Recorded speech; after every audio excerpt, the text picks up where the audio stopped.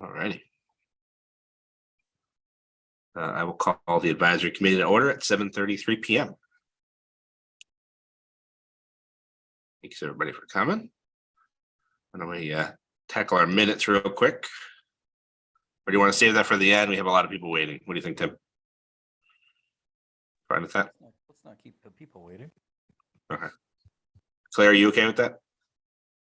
Yeah, I'm fine. So the first part, that the January 28th, that essentially is just a copy and paste of the that was the budget meeting. Yeah. So I mean, there's nothing really in there. And then Tim did a great job of reviewing the minutes from March 1st. And I apologize, it appears my cat, after I printed, my cat walked across the keyboard. And that's why you see a whole bunch of backslashes and forward slashes. That would be That line makes- 230 to 233. That was one of my That questions. makes sense now. That's exactly what Tim Yeah. said so much, because I had printed it out and I said, okay, they're good to go. By the time I got back to my laptop, the cat had already walked across the keyboard and I never even noticed it. That's the only explanation that I can come up with. Well, while we're on it, why don't we just tackle them real quick? It should take a second. Okay, So if we look at the first, Claire, yes, line 34, can you just do year over year as capital Y, lowercase o, capital Y? okay, yeah, Line 38, it says Yep. Yeah. FY 244, it should just be 24. All right, I got that one. Okay. Line 51, it's another one of the Y over Y's. okay, yeah, What else did I have? And then the cat section, I'm sure you cleaned that up. I'm sure it was for the Hang same for town meeting and whatever you had to delete out. Before you get there, line 155. Yeah. Is that correct at 1.5 years? Does anyone recall that it's going to take 1.5 years for the final plan, which will take, No, I don't think that's right. So 50, one, and will be paid by Hopkinton. 1.5 months, maybe. yeah. But why don't we just take out the we'll take audit the financial plan, just take out the which will take approximately blank year Okay, all right, Yeah. that works. and will be paid by Hopkinton. I think that's Okay, Yeah, that didn't make sense to me. So I didn't catch that one. Good job. that's why there's multiple people on this, Yep. right? And then the only other one I had, Claire, was line 256. I had it's the James Nichols Worley article instead of Owen. oh, okay, that's a good, so who's Owen? So it's Owen James Nichols Worley, and I think he goes by James instead of Owen, but I just shorthand put it Owen. I gotcha, okay, thank you. He's here tonight to explain the idiosyncrasies of that. Okay. That's all I had on that. Anybody else have anything else on the first? Nope, that's everything I had. All right. Is there a motion to approve the 3/1/23 advisory committee meetings as amended? So moved. And a second, Second. Howard, Aye. Tim, Aye. Marcy, Aye. Andrew's aye. Okay. And for the 28th, I had no edits. Anybody else have anything for the 28th? If you do, you better take them up with Kathy. The 20th was Kathy's, right? Yeah, no, that was fine. Yeah, that's fine. All right. Is there a motion to approve the 1/28/23 advisory minutes as presented? So moved. Second. We've got this down. All right. Howard, Aye. Tim, Aye. Marcy, Aye. And Andrew, is that all right? Thank you, Claire. So one last question. When you guys met on the 28th of February, I don't think you had a quorum. I don't That know. was, Did- another joint meeting with the select. Correct, board? we didn't. Yeah, it was just the three of us. Alrighty. So you can just send the no quorum thing to You, Tim. okay, Tim. That'd be good. got it. Okay. Thank you. Hey, you guys are saving a lot of money. We're efficient. All right. We have a bunch of attendees here tonight. So why don't we dive right into the agenda?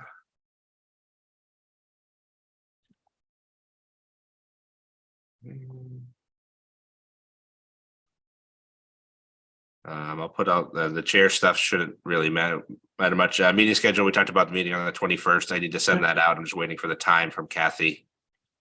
When we do the joint meeting on that.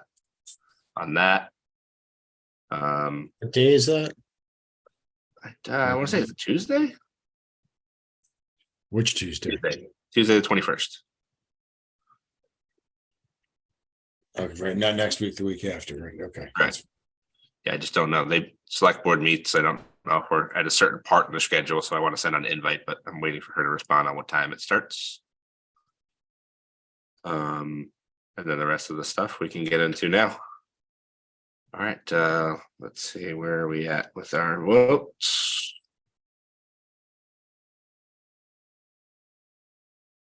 Why don't we start with Barry, because I'm going to go by kind of down the list of warrant articles. That works.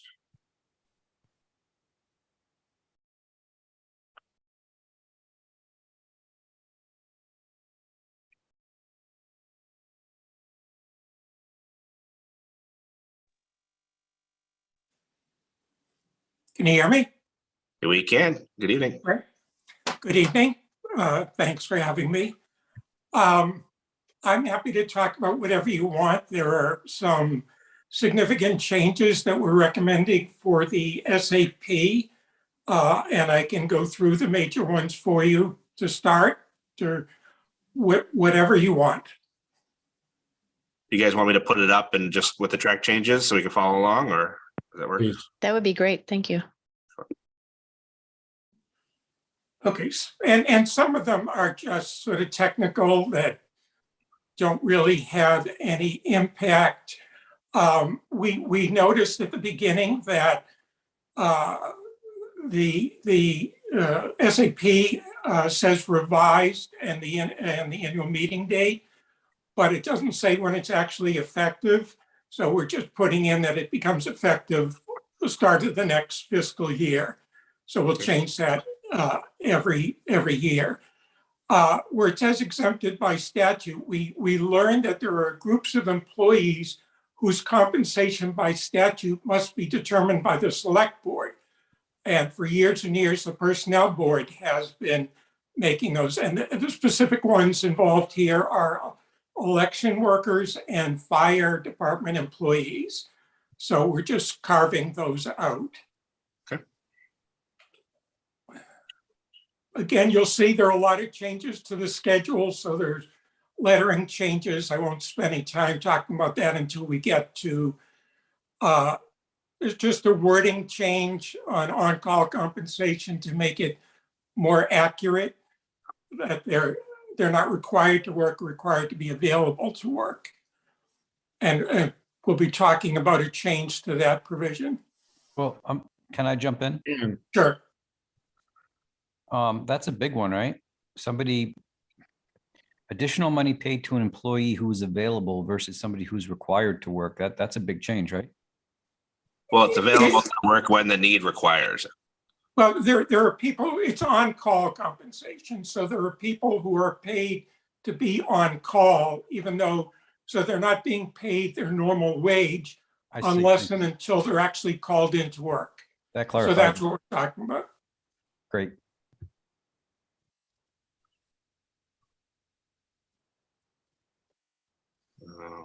Number. And there we get, there we get to it. So in the on-call compensation, we determined that what we were providing under the SAP was below what the market was paying. So we agreed to increase the amount from 200 per week to 300 per week, which brings us more in line with what comparable communities are paying. We also made clear the SAP now doesn't limit it to facilities department. As far as we're aware, they're the only ones who have on-call compensation, and so the SAP will now limit it to the facilities department. The other language in there is just to cover situations where someone is on call and can't do it and needs someone to cover for them for a particular day of that week. So that's all that is.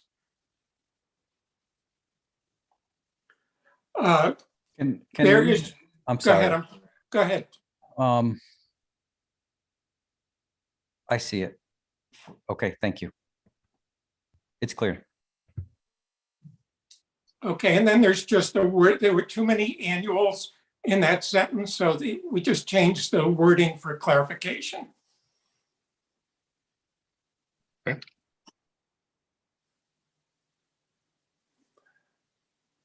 Again, that's just because of the change in the enumeration of the schedules.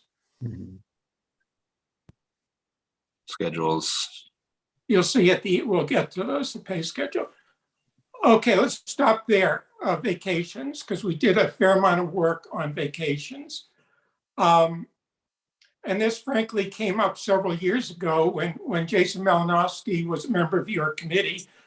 And he came to us and asked us to take a look at it because of the amount of vacation that employees can carry over and the fact that they're required to be paid for any unused vacation at termination, the town had a significant amount of potential liability there.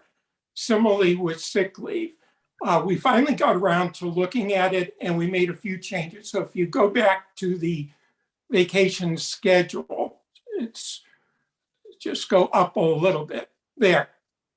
So we made a modification to that, not for the cost issue, but for competitive reasons. So the current schedule says 0 to 5 years, 2 weeks, 5 to 10, 3 weeks, 10 to 15, 4 weeks. We made it more liberal, really, so we'd be able to be more competitive in the marketplace and not potentially lose people. It will have an impact on a small number of employees who will get an additional week of vacation as a result of this change, but we made some other changes which will impact the issues that Jason raised a few years ago, where we have significant reduced the long-term liability that the town faces on vacation and sick leave. So if you go down to,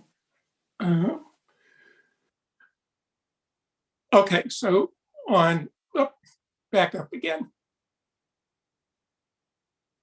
So now employees can carry over a full year's vacation. So someone who has 6 weeks vacation can carry over an additional 6 weeks.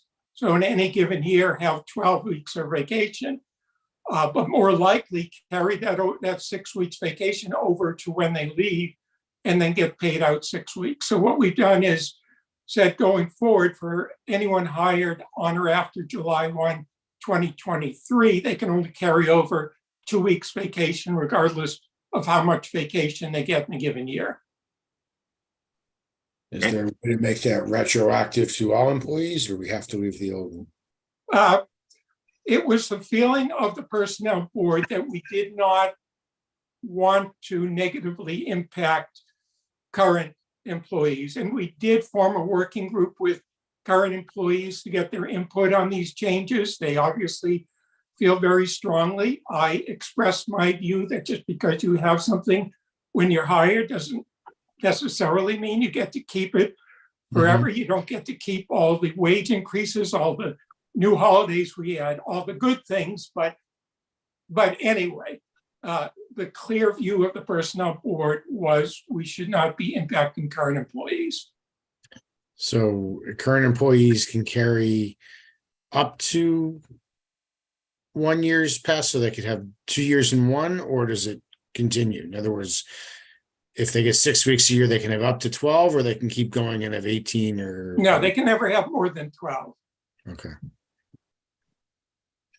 And that obviously would only be people who had 6 weeks vacation. sure. Oh, I'm just, was Yeah. more the year-to-year compensation, yeah, so, okay. Thank All you. right, moving down to 5, that's just a clarification to comply with the law, because if you are terminated for any reason, you have to be paid unused vacation time, even if you're terminated for cause. And okay, and section 2 is dealing with the sick leave issue. So currently, employees get up to 120 hours of sick leave a year. And when they leave, when they leave, they can get 20% of any unused amount. So if someone had 120 days, they could get 24 days. I'm sorry.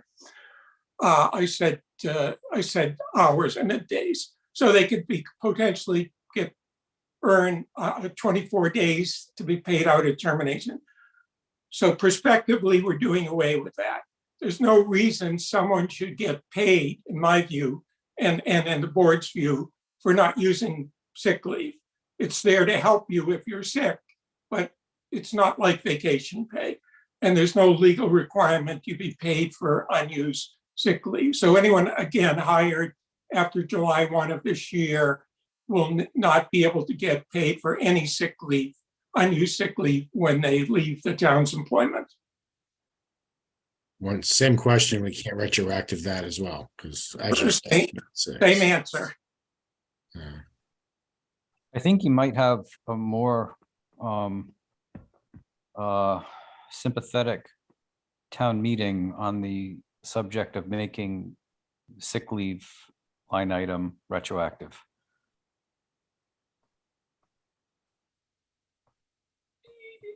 You might, but we have to balance it against the morale of town employees.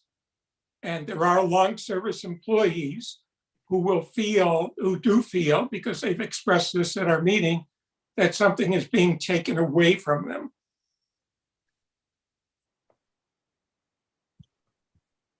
It's, If I agree with that, they still get 120 sick days a year is pretty Well, generous. Well, that's because they don't have short-term disability insurance. That's why they get so much. Mr. Rubenstein, does sick leave count as time served if you retire, like it does in other government circles? So if you had a certain amount on the books and you want to retire at a certain spot, place, you could count the sick leave as time served. Does that happen here? Yes.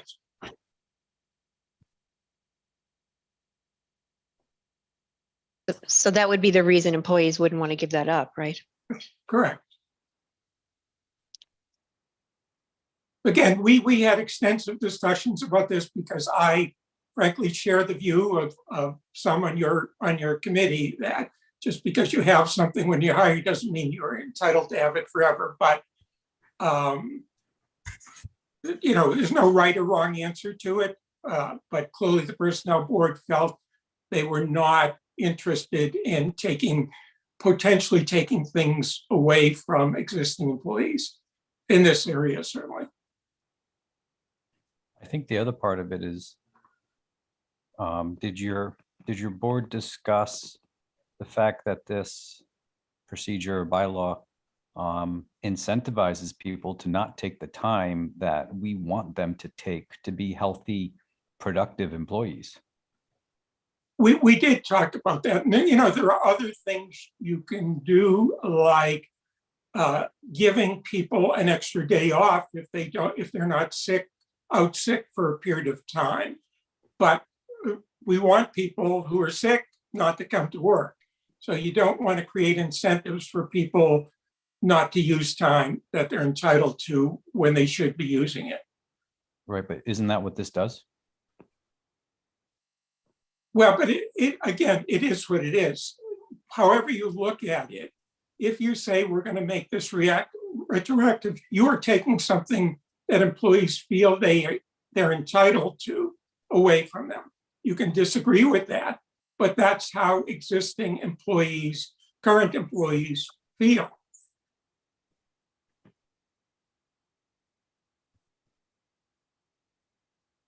I can appreciate how they feel, but at least in my field, compensation plans change annually. So I have little sympathy for they feel things are taken away. That's part of business and life, frankly. And that's, again, my opinion is my opinion, but again, as the world turns, compensation packages change, and this one. Well, and Barry, it only gets paid out if they retire or pass away, right? Correct. So if they leave after 3 years of employment, they don't get anything. Correct. And, I think we were thinking of this as taking a step forward here and, Yep. and addressing an issue. This was last addressed in 2007. Before 2007, they could get the whole 120 days. So it's cut back to 20% in 2007. So again, we're trying to make progress here. Is it perfect? Again, we can disagree. I share some of the feelings that have been expressed, and I have stated them at personnel board meetings, but I can tell you the clear view of the majority of the personnel board is that we're moving in the right direction here, and there's not a willingness to go beyond that at this time. Yeah, Barry, one other thing I've always wanted to see is a weighted payout. So, I mean, even on vacation, if you had a vacation day when you started and you were making, $10 an hour, you banked that hour, and now you're making $100 an hour. We pay it out at 100. Yeah, and we've had that discussion. I mean, I would argue when you're paying it out at 100, the town's budget has also increased. Taxes have also increased. So it's not in relation to the town budget. I would argue it's probably smaller, because I don't think our pay increases necessarily keep up with the rate of growth of the taxes. I'd have to go back and look, but I don't know. Okay. But you see my point. Yeah. Barry, I agree. It's a step to the future of correcting the problem in the future. Just, we wouldn't be doing our job if we didn't voice our concern and comments. No, I share some of the same sentiments. So I think it's very reasonable view. Okay, you want to move on? I don't know what so what's this line in 15A? That's just an alignment. There's no change there. It's just formatting. Okay. Okay, now we get to Schedule A. So every 4 years, the Personnel Board is required to do a salary survey by the SAP itself. And that involves two pieces, really. Well, we hire a compensation consultant who does two things. The first is to go around to a group of communities that we've identified as comparable communities and looks at what they pay for jobs that are the same or similar to the jobs that we have. And based on that, they recommend a new pay schedule for us, which we then adopted and appears a little bit down in Section 20 in Schedule A. The other thing they do is they look at all our job descriptions, and all the employees have to fill out a questionnaire about what they do. And then the consultant interviews a lot of the employees, updates the job descriptions, and in a few cases makes recommendations that jobs be reclassified. So as a result of that, the Personnel Board is recommending certain jobs a small number of jobs be reclassified. Now, just for your information, so there's no cost in implementing the new pay rates in and of themselves. There is a cost because when you do that, there are a number of employees who are now below the new minimums for their job grades. So there you see the new Schedule A. So we have to, as a matter of fairness, and as a matter for this whole system to work, move employees who are below the minimums up to the minimums. And just as a point of reference, the cost of doing that is just under $20,000 for the next fiscal year, $19,500. And then when we do reclassifications, there's a cost to doing that because people move to different job grades. And the cost of doing that is just under $28,000. Now, what you don't see in here, and it's nowhere in the SAP, but you would have seen it in the budgets of all the departments that you looked at, was that we recommended a 4%, I'll call it a 2% cost of living and 2% raise for all employees for fiscal year 2023. And that cost about $133,000. Okay, so you have the new schedule that the compensation consultant recommended. Consultant also recommended, we currently in the SAP have a schedule for part-time employees. Consultant recommended that we merge that into the what is Schedule A. So we would have one schedule for part-time and full-time employees. So we are recommending that that be done.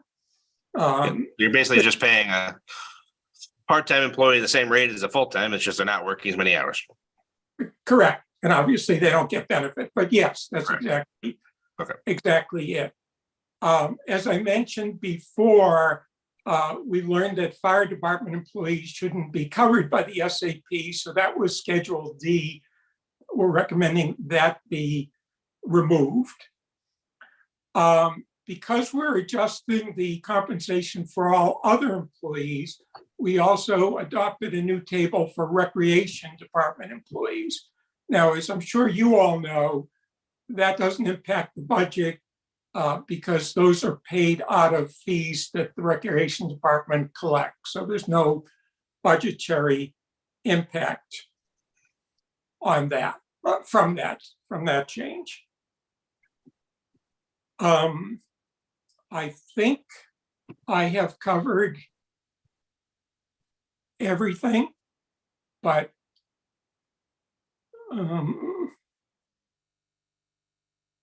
Nothing, longevity didn't change. Okay, yeah, I think that covered everything.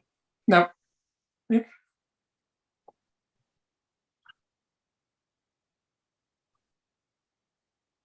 Okay. There's the recreation one. Anybody have any other questions? You go back up to the schedule, please. A. Hey, yeah. This is all deleted. All right, there's it.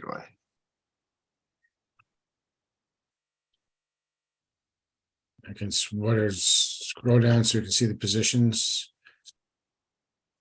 So the positions are up here, Yeah. 1 through 9. All right. Yep.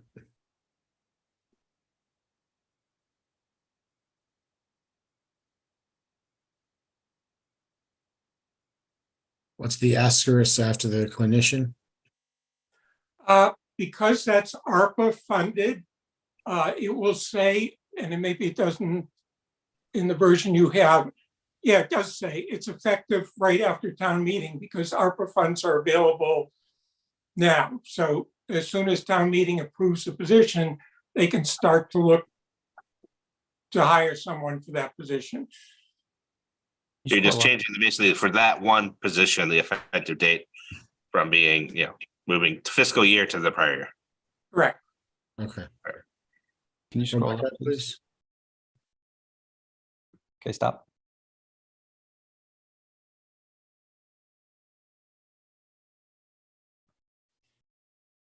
scroll down a little bit so we can see 8 as well, please? Okay, Give you 8 and 9.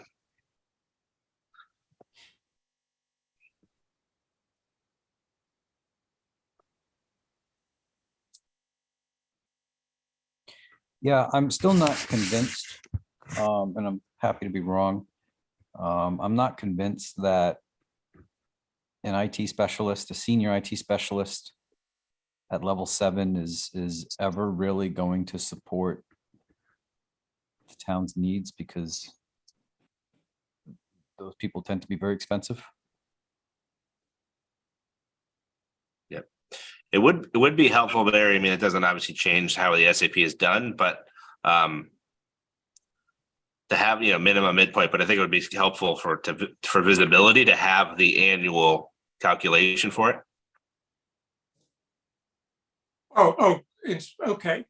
Right. Have the annual Yeah, compensation. as well. the anticipated full-time cost, if Yeah, somebody yeah. that did work 40 hours, right, when it, just for, right, because it's in my head, it's like, okay, I gotta do 6820 times, what is it, 2080 or however many hours, or No, I agree, and we have had that in the past, and I'm not sure why. It's one of those things that I think just got lost in the shuffle, but yeah, kind of like here, how it says Yeah. annual versus hourly. I don't know if It doesn't change the math, it just makes it look visually. Yeah, But no, I maybe, agree. maybe for next year. Well, I'll see, it may be too late, but I'll see what I can do in terms of getting it in the warrant the right way, so. Okay, Yeah, Andrew, can you go back to 7, 8, and 9? I'm happy for people to disagree with me, but I do think that they're almost, when I look at this, right, there's a very old-fashioned hierarchical lineup here in terms of how people are paid, right? And that doesn't reflect reality anymore. Because, for example, you don't have to be a director. If you are a cutting-edge cybersecurity expert, you're going to make more money than most people. And I think that this, I would urge your board to start considering that. Okay, I'm not sure how we do this. We don't just look at a title and say, gee, that's a 7. There's a process that involves a compensation consultant and a scoring tool that they use that takes into consideration education, experience, also what the market calls for. So All right, I'll give you a very obvious example. Look at the 7s. There is no world where a youth and family service, you're going the wrong way. The I know, 7s. sorry, just trying to see the rate, 5164. There's no world where youth and family services, and then this is a sad statement, but youth and family services director is not going to make the same as a senior IT specialist. A recreation director is not going to make the same as a senior IT specialist. It's just, none of those are going to make anywhere near what a 20-year IT security specialist is going to make. Well, And- but you're assuming it's a 20-year person.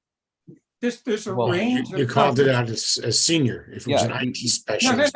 that's the job title. That's the Yeah. job title. But for example, the person we have in that job now doesn't have anywhere close to that.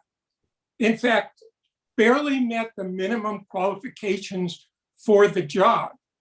Which is I think exactly what Tim's saying. I think he's saying, so in our company, we have individual contributor positions and grade scale, and then we have a manager position and grade scale. Right? These are individual contributors that are specialized. And I think what Tim's saying is and we had the same discussion with Jay, right? And Tim and I both work in IT. So, that's a specialized job that doesn't really fit into our pay scale, because it has to report to an IT manager at an 8. Like an IT manager would be a 9 or 10 or 11, and then a senior IT specialist is probably a 9, right? But it's a different scale. It's a skill set you're trying to match up against a different type of skill set, and the market demands more, which is why we got somebody who barely fulfilled the qualifications versus someone who is supremely qualified. Well, again, we can talk about how we do this. I'm not sure the reason we got who we got was because of the compensation, but that's another subject. I mean, we look at all of these. Again, we have people who this is what they do for a living, advise us. That's all I can tell you. We go on the best information that we have, the job description, and there you are. I mean, I appreciate what you're saying, but at the same time, I'm not sure I see a basis for just saying the market says this, let's move that person if we don't have the supporting data that says that. Does the town have published minimum qualification standards for these positions? Or you mentioned haven't- using a consultant, but do we have these published? Like you have to have X, Y, and Z credentials to meet a senior IT director?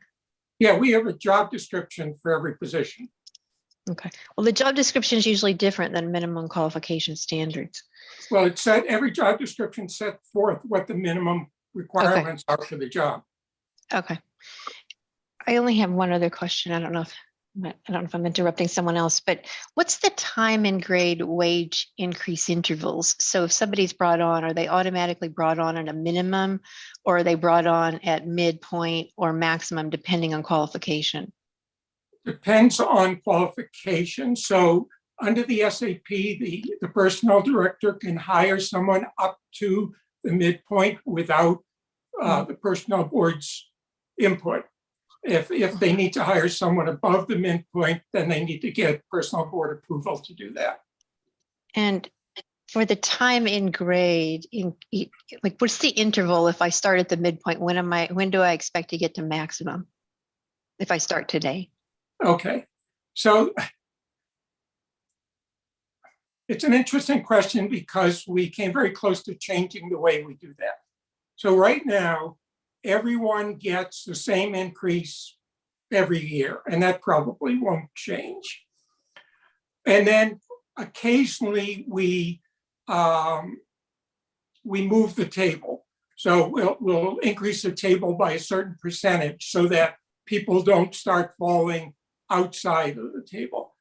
What we intended to do this year was to adopt a step system, like you see in collective bargaining agreements, and as most towns utilize, that would have had 2% steps. And then we would every year determine, we being the personnel board every year, would determine what, if any, COLA to give on top of that. The reason we didn't do it this year was because there's a cost to doing that, because people have to be placed from wherever they are onto a specific step.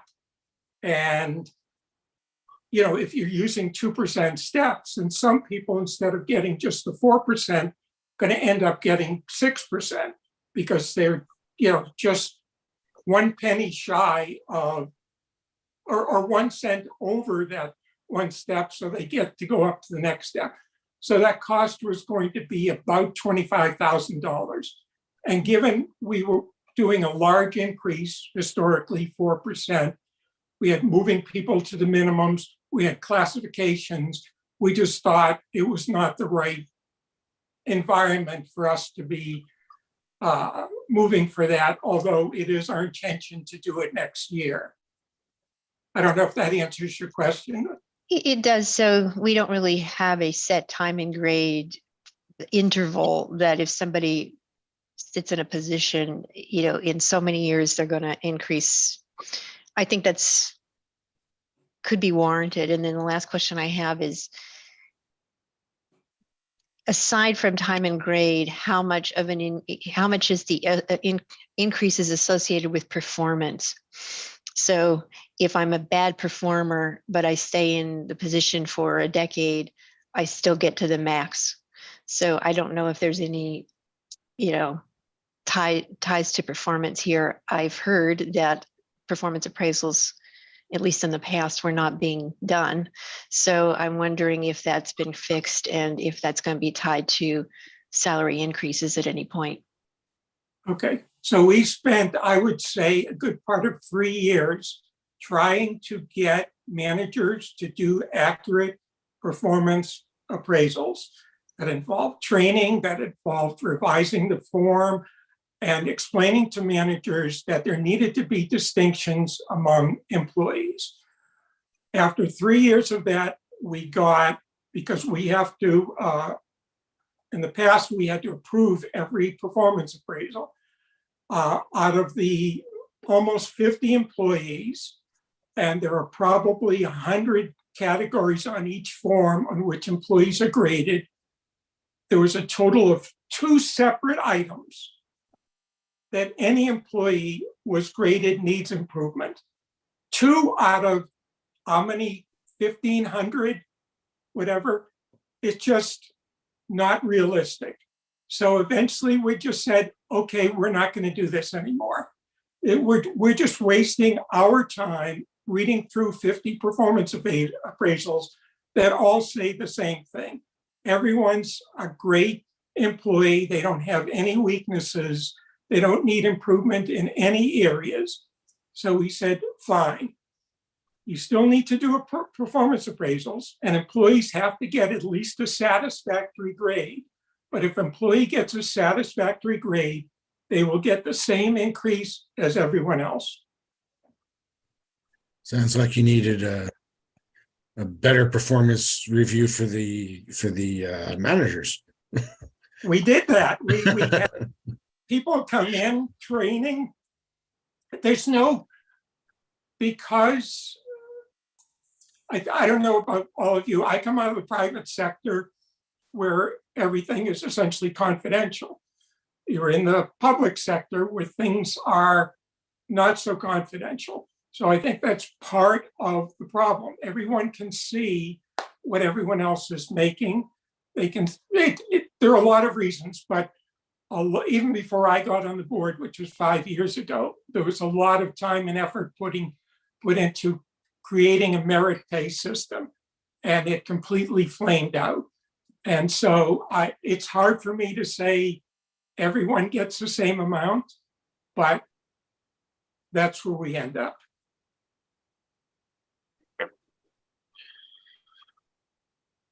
All right. Well, I mean, obviously, Barry, you've heard some of the thoughts that we had, but I'm not sure necessarily any that's going to get baked into the SAP besides maybe adding the annual part. We're going to hold off taking a vote, I think, till the end of the night. But anybody have any final questions for Barry? No, thank you for putting up with us. Yes, and thank you for joining us Thank you, tonight. Well, thank you for your questions. They're all good questions, all of which we've struggled with. And again, as I said, some of them, there's no right or wrong answer, but we're trying to do our best. For those advisory members that are really interested in personnel board, I believe it's one of the only committees that we can actually serve on top of advisory. We're full at the moment, but we're Yeah. always looking for new blood.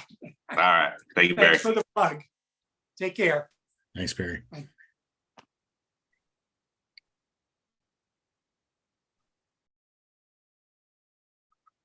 All right. I'm going to, so in order, I'm going to bring over Melissa and we can talk about conservation and Breakneck Hill.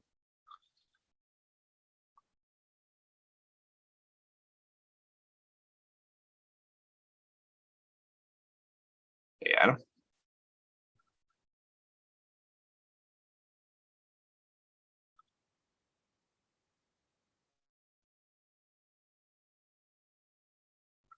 Hello. Good evening. How is everyone? Good. Great. Joining. Yeah, so I guess I'll leave it up to you, Andrew, how you would like me to start. So we did talk quite a bit about Breakneck Hill last meeting. We didn't vote on it because we were trying to see whether or not we could push it out to fall town meeting. I sent the committee your response and that we probably should keep it in this town meeting. I think the select board was talking to bond counsel. I don't know if they revised the language to remove the or other amount language of the article, which we thought was a little funny. But while we have you here, did anybody have any outstanding questions on the Breakneck Hill cleanup capital item? And we did get confirmation that we won't be able to hold it off until fall town meeting. So we are moving forward with the spring. I do want to reiterate that the 2.2 is worst case scenario. We are hoping that we will be able to filter out some of that debris in the field and not have to export as much. So that is kind of the number one driving factor. It was so random when we were doing the test bits. We couldn't get a good idea if it's all commingled or if there's going to be areas of just clean soil that we can filter out and just throw or recycle some of the solid waste for our cost savings. So we're hoping for good results, but it definitely wouldn't be anything more than what you see on that conservative cost estimate. And I had asked Melissa if the rate at which we are forecasting to cost per ton is significantly more than what we pay at the DPW. So I asked her whether or not some of the materials maybe could go to Wheelabrator with the other materials. She said there's certainly a possibility that she would keep on the radar, but that would be another cost savings if we exercise that. Yeah, and one key aspect of that is that's only if we can filter out some of that solid waste and some of that recyclable material. If we are just doing dig and haul 100% of everything, that means that everything is so commingled with soil that the regular disposal facilities like the Wheelabrator won't take it, so that it has to have the specialized cost of disposal at those facilities. So that's why it's much higher. And we Go ahead, don't, Howard. do we have a way of getting a better idea? Is there enough sample that was done? Can we take more, spot samples to get a better idea? And question 2, how many bidders did we have on this? So we haven't gone out to bid yet. We need to make sure that town meeting does approve the fund or the treasurer collector to bond the money. We have done, I believe, 15 test pits on the property. They were just and we did it in a grid pattern. There were test pits where there wasn't really anything there. And then there was test pits where there was some material 3 feet down, 5 feet down, and it was very random. And because of the nature of the area, it is a farm dump and it's just such random materials. I don't think test pitting at this point would be kind of pulling it out at the same time. Okay. Crazy question. What are we doing with this land once we have to clean it up. We don't have that choice. What are we doing with it when it's clean? So it will always remain open space, part of Breakneck Hill Conservation Land. As of right now, we are just going to be stabilizing, seeding, whether the stewardship committee who oversees Breakneck Hill, they would have a lot of input on the final look of it. But as of right now, it's just loam and seed. And keeping it still off of public access, just until everything is stabilized.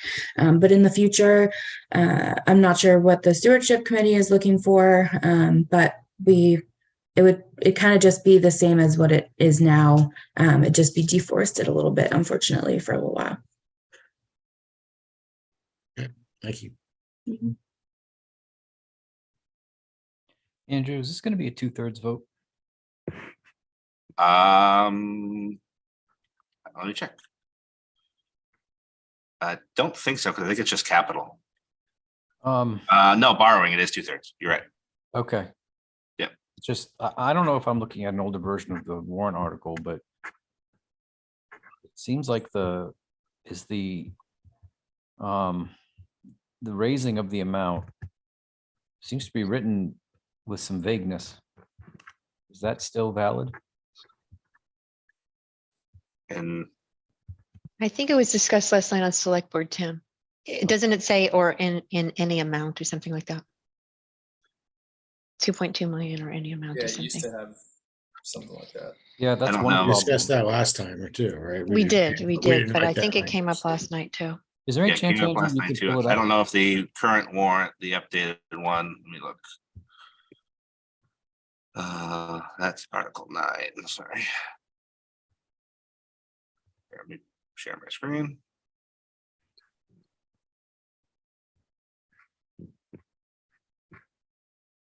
Yep. I think the or other amount has been removed. That's good, but however, the last phrase, right? depending on which method, this goes from a majority vote to a 2/3 vote. It is a 2/3 already, It's already, why is it already 2/3? because they're planning on borrowing it. Okay. It's a bonding article. What happens if it doesn't pass? Melissa If can it- answer that. Why If was it she here, doesn't, right? yes. So we do have an administrative consent order signed with the Department of Environmental Protection. Just to quickly go over those timelines. So we have a draft cleanup plan into the state for their original comments. Once that plan is approved, which I don't think would take much longer than maybe April 1st, we have 6 months to start cleanup. So that would bring us to October. Once we start cleanup, we have to complete it within 6 months, which would bring us to April of 2024. In the event that the article does not pass at town meeting, there is a clause within the administrative consent order for a force majeure to allow DEP and select board to discuss if it qualifies, which it would, if because it's out of our control. We did our best to bring it to town meeting, to bid the process, to educate, but if it doesn't, then that does qualify as a force majeure, and we'd have to work out an alternative timeline.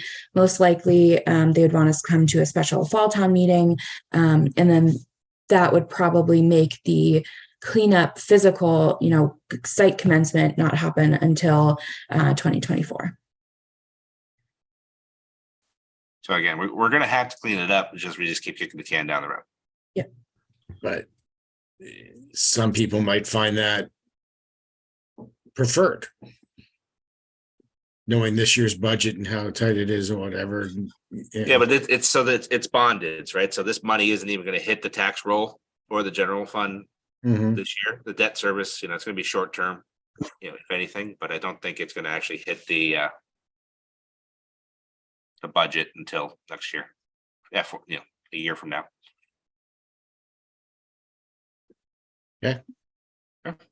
And it wasn't me, by the way. I'm just thinking of it as a 2/3 vote. 2/3 is a high bar at town meeting.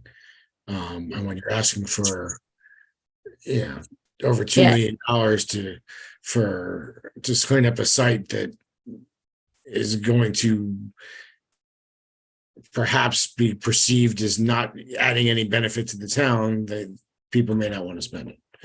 In this town, I don't think it'll be a problem. I think we're conservation conscious and realize it needs to get done, and we'll probably do it, but you never know who's going to show up to town meeting.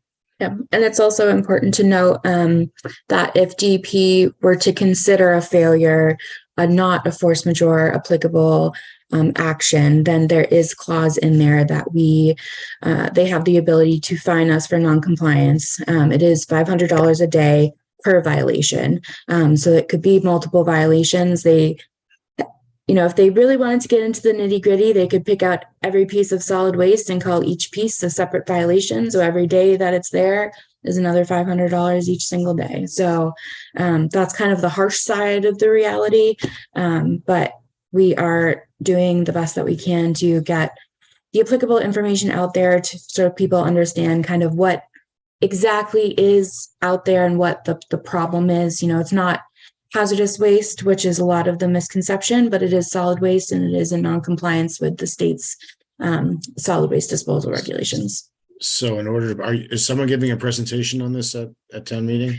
I believe Sam Stivers is going to be the point person, and I obviously will be there. And we also are going to have our licensed site professional, Taylor, who has putting together all of the cleanup plans and been with us in the process in step one. He will be present as well. So all that information you just mentioned about the fines Mm-hmm. and what it's going to add up to if it's not passed might be something that should be presented as well. That if you don't spend, approve up to this point now, it could cost you $500 a day. Might be something to present as well.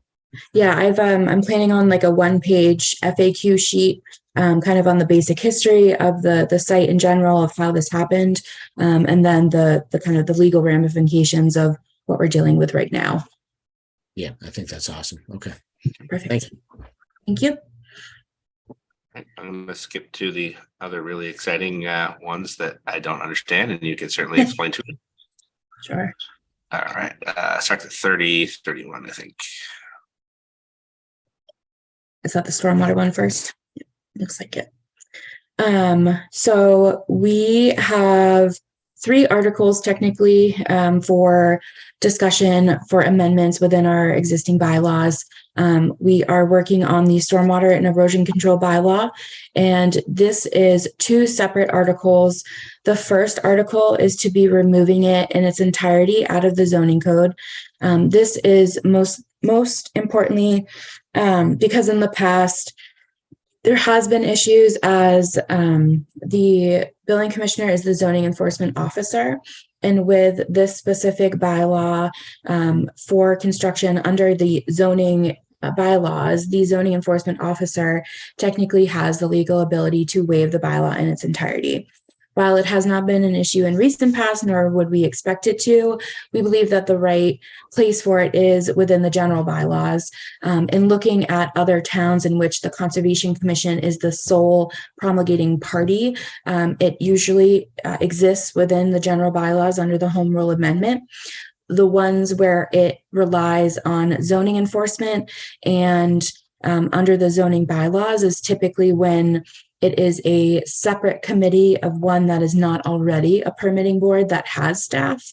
So they rely on the building inspector to enforce these restrictions during the inspection process, as they normally do when visiting the home just for their normal inspections under building permits.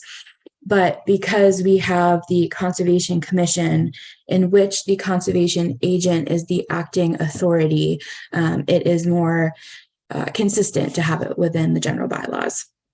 The other reason is that currently the appeals go to the Zoning Board of Appeals, and the Conservation Commission is under the belief that the more suitable court for this is the Superior Court. That is kind of the main basis for the deletion out of the zoning code. And then subject to that approval, we would be adopting an amended version of that currently existing bylaw into the general bylaws as a whole. And these changes, the biggest changes that we have are to the thresholds. We are actually making it more equitable to residents. So we're trying to better protect the residents in the old Residence C district who have much smaller lot sizes, because the current threshold was if you disturb an acre or 50% of your lot, whichever is less. So those people with half-acre lots, if they disturb a quarter of an acre, they would technically be triggering full compliance with our stormwater bylaw, which just doesn't. Usually they can't even meet the constraints because the site is so small. So we amended our thresholds to be more consistent with the state and federal standards under the EPA guidance for construction, and also, surrounding towns with similar situations to be more consistent with that 1 acre overall. That is kind of the biggest change. And we also have added more administrative oversight to some of those smaller projects. We have gotten a lot of complaints between, residents and especially the construction of new homes with dirt and sediment tracking out into the road. We really don't have a process to be able to even ask them to kind of sweep up the road afterwards. So by implementing this administrative process, when they put in a building permit and under the conservation sign off, it would simply be some basics about installing erosion controls or a construction entrance to just better protect our kind of town shared resources, and also better protection and standards of site for abutters. So that's, I think, the main gist, the most important of what we have amended. The others are kind of some minor regulatory and updating to current industry standards where they haven't been before. We are kind of closing some of the items and issues that have come up in terms of A&R lots. So lots that have been split up that have existing frontage. So now kind of those common developments will all be captured within this bylaw, which was the initial intent, but there kind of was the ways to get around that. So we have now closed that. That was my long-winded version, but I think that's it. Will these be voted simultaneously? They will be voted separately, but they are dependent on each other. So the first one is to delete. If that one doesn't pass, then we are just passing over the next article entirely, and the existing bylaw as it is today would remain in place under the zoning code. I'm If- more worried that the first one passes and the second one doesn't. Yeah. So the second article is worded that if the second one passes, then the first one is now nullified and the existing bylaw remains as it is, untouched. Okay. Say that again?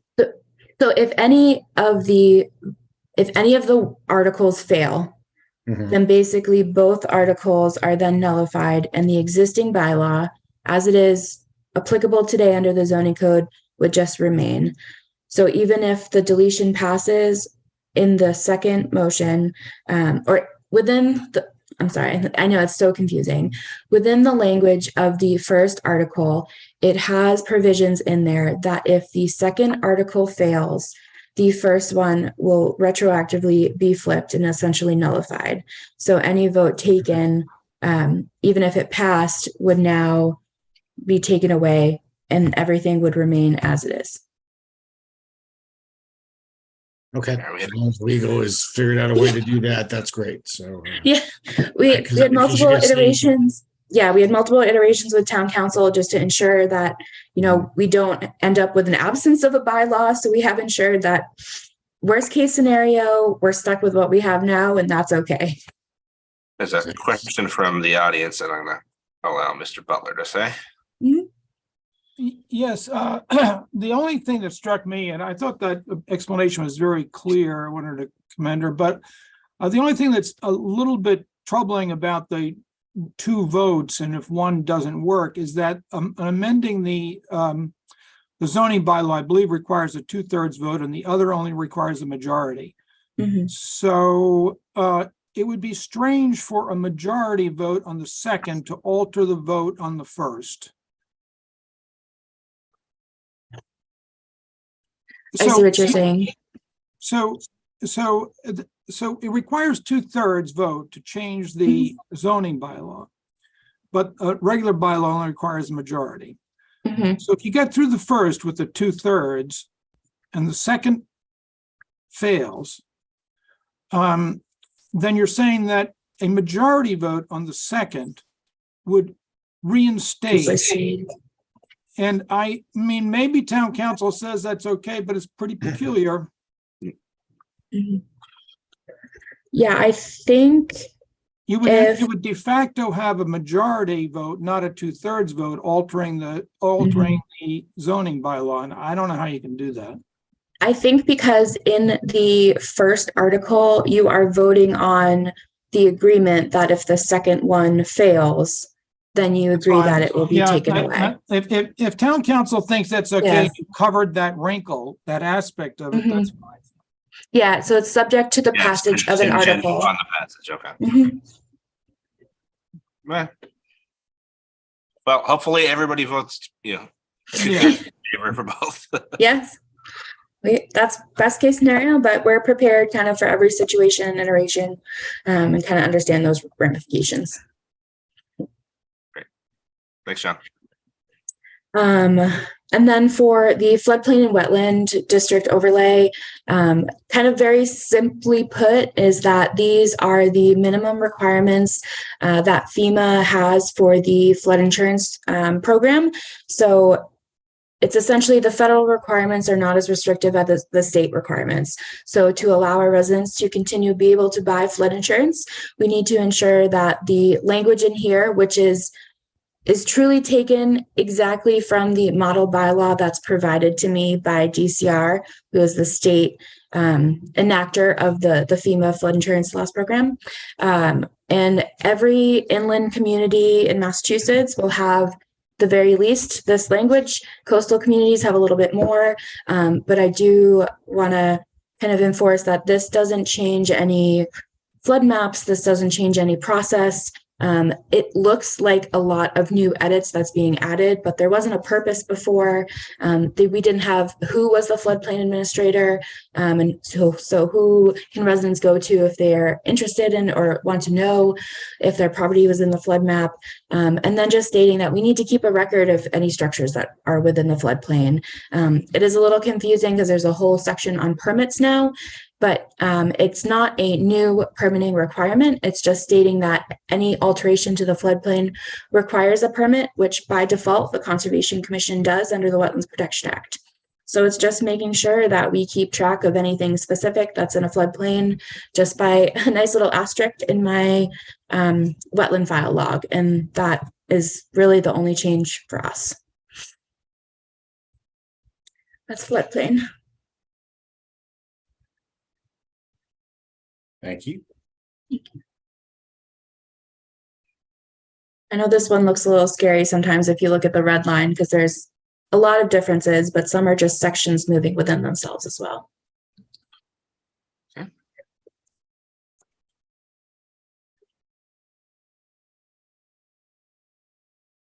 I'm going to assume that what you said is truthful and this is what's in everybody's town because it's much more complicated than I want to go to understand. But anybody have any additional questions?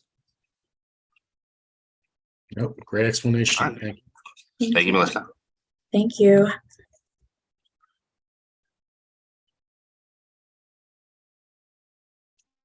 All right. Next up. Let's see.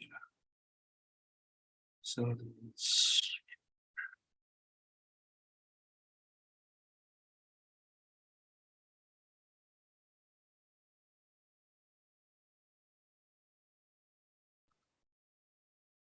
I think James is up next. My list is correct.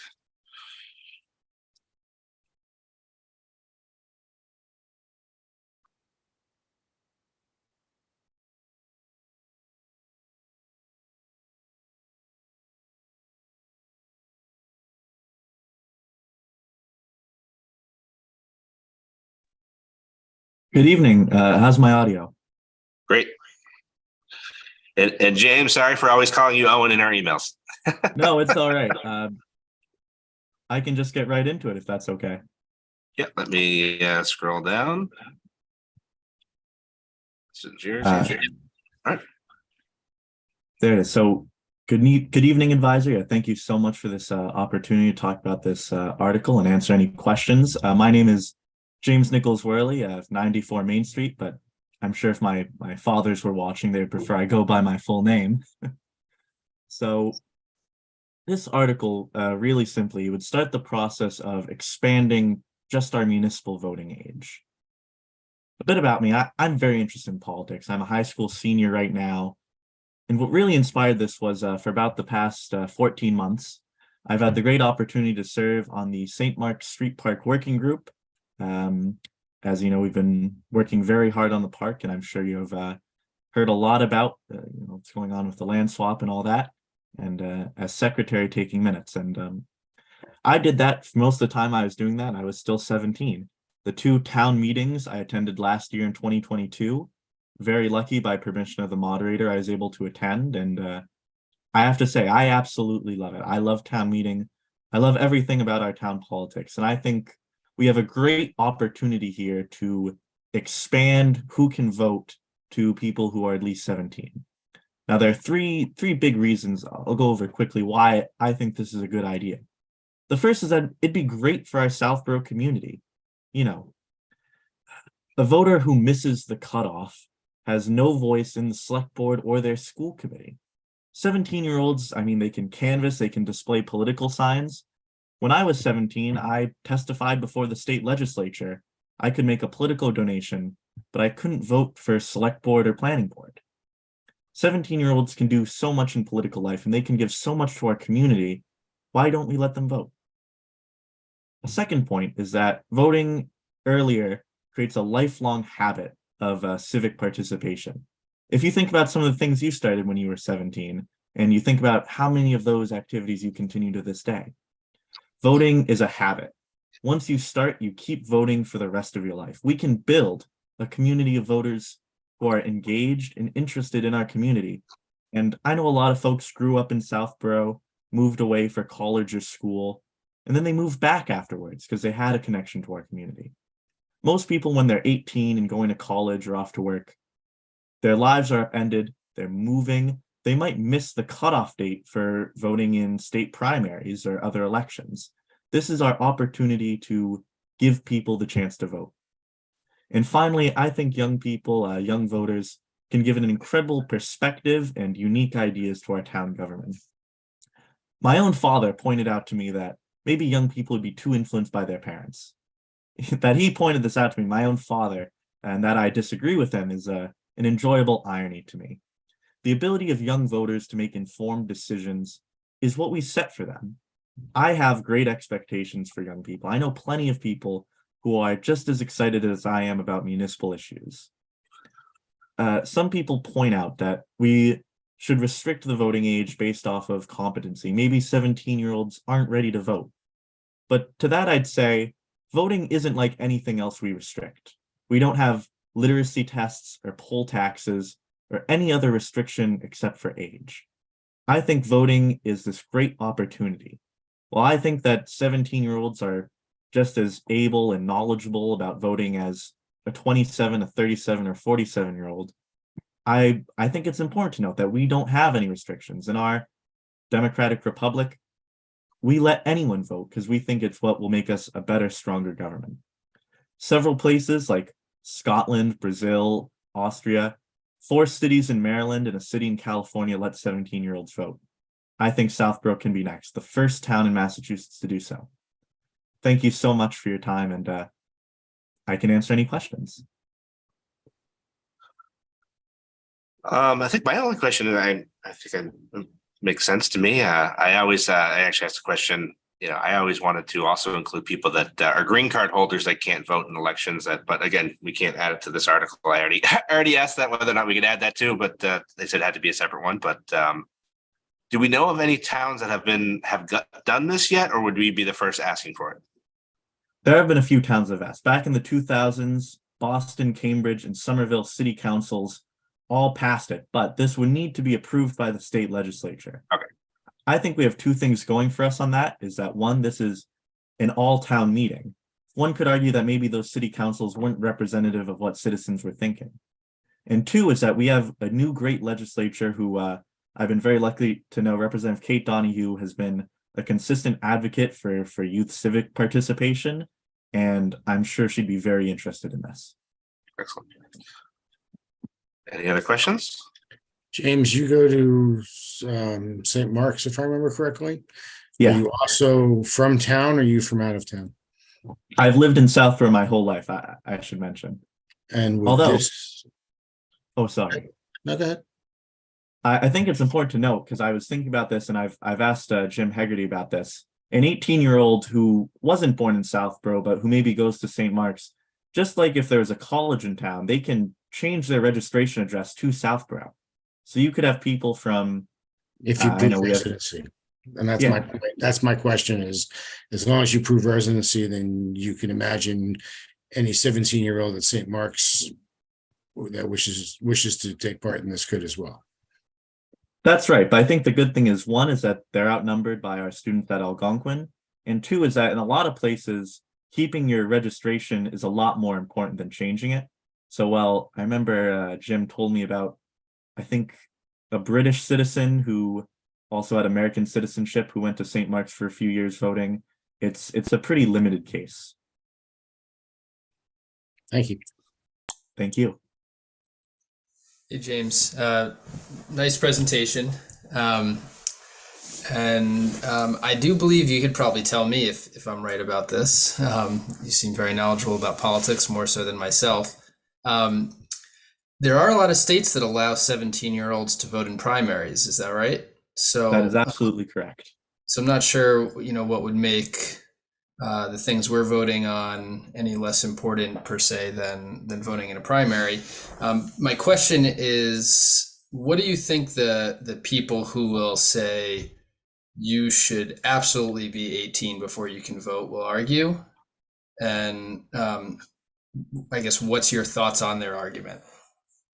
Thank you so much for asking. I just like to say I have heard from a few people who disagreed, but it has been one of the most respectful conversations I have ever seen.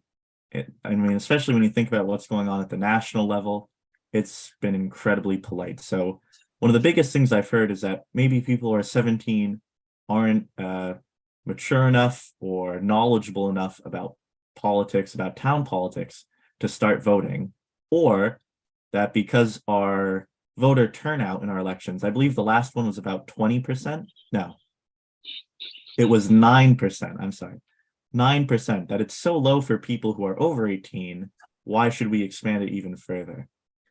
And to that, I'd say, one, it's all about expectations. Imagine that the last stop on any, campaign tour for people running for select board would be having the opportunity to speak to students at Algonquin who are getting the chance to vote. It'll be in May. Additionally, students, as I said, because many of them move out for work or school, won't be so self-interested that they will make bad decisions. Most of them will be voting on decisions that will be years in advance. They'll have to be forward-thinking, which I'm fully confident in. And as for turnout, in the 4 cities in Maryland I mentioned earlier, Tacoma Park is one of them. The voter turnout of 17-year-olds was 17%. That's nearly twice what it was in Southborough. 17-year-olds are incredibly committed, and I think they're ready to do this. And I think we don't have any other restrictions based on voting. You could walk into a campaign booth only knowing the 2 candidates' slogans, and you still have the opportunity to vote because we afford everyone equally the chance to vote. Thank you. Any last minute questions? I do have a question, and I don't know the answer to this. And I'm gonna have to look at Mass General Law, maybe you can tell me. The ability to run in an election to be a select board member or a school board member, is that currently restricted to those who are 18 or over, or to those who are registered voters? That is a great question. I have not heard. Certainly I don't think there'd be too many interested because it'd be a big responsibility. I mean, except for, I know we have great student representatives on the school committee. Aside from that, I can't think of many who would want to run. I'm not sure on the legality of that. So that might be a question I sent to town council. Okay, that would be an important one for me. Thank you. Thank you. Jim, do you possibly know?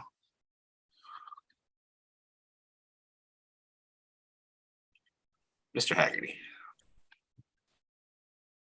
Hello there. Hello. Somebody must be a registered voter in the community in order to run. Okay. That's the way the statute reads now.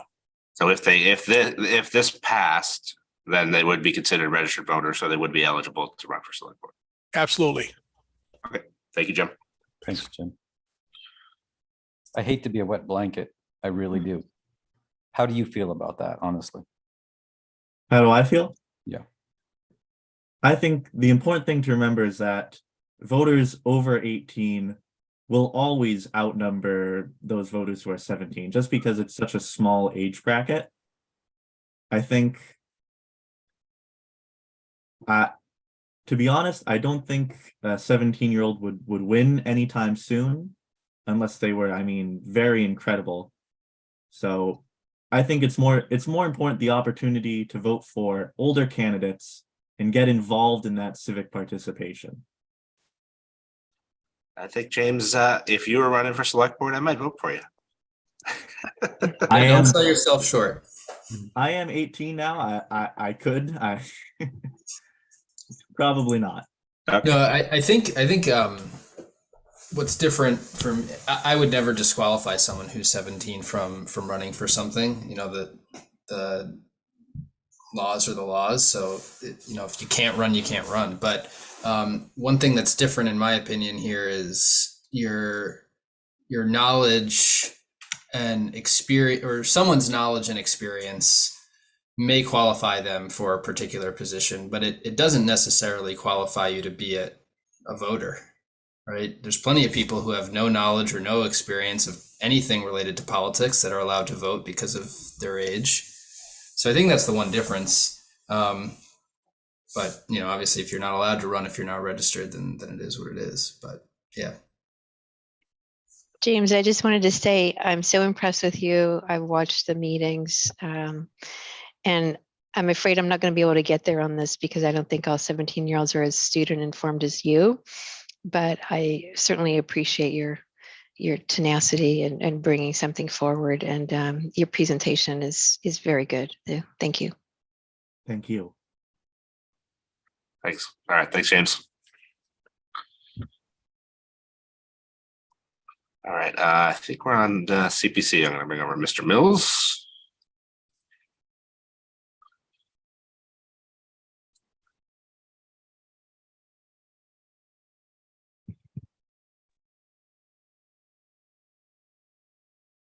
Good evening.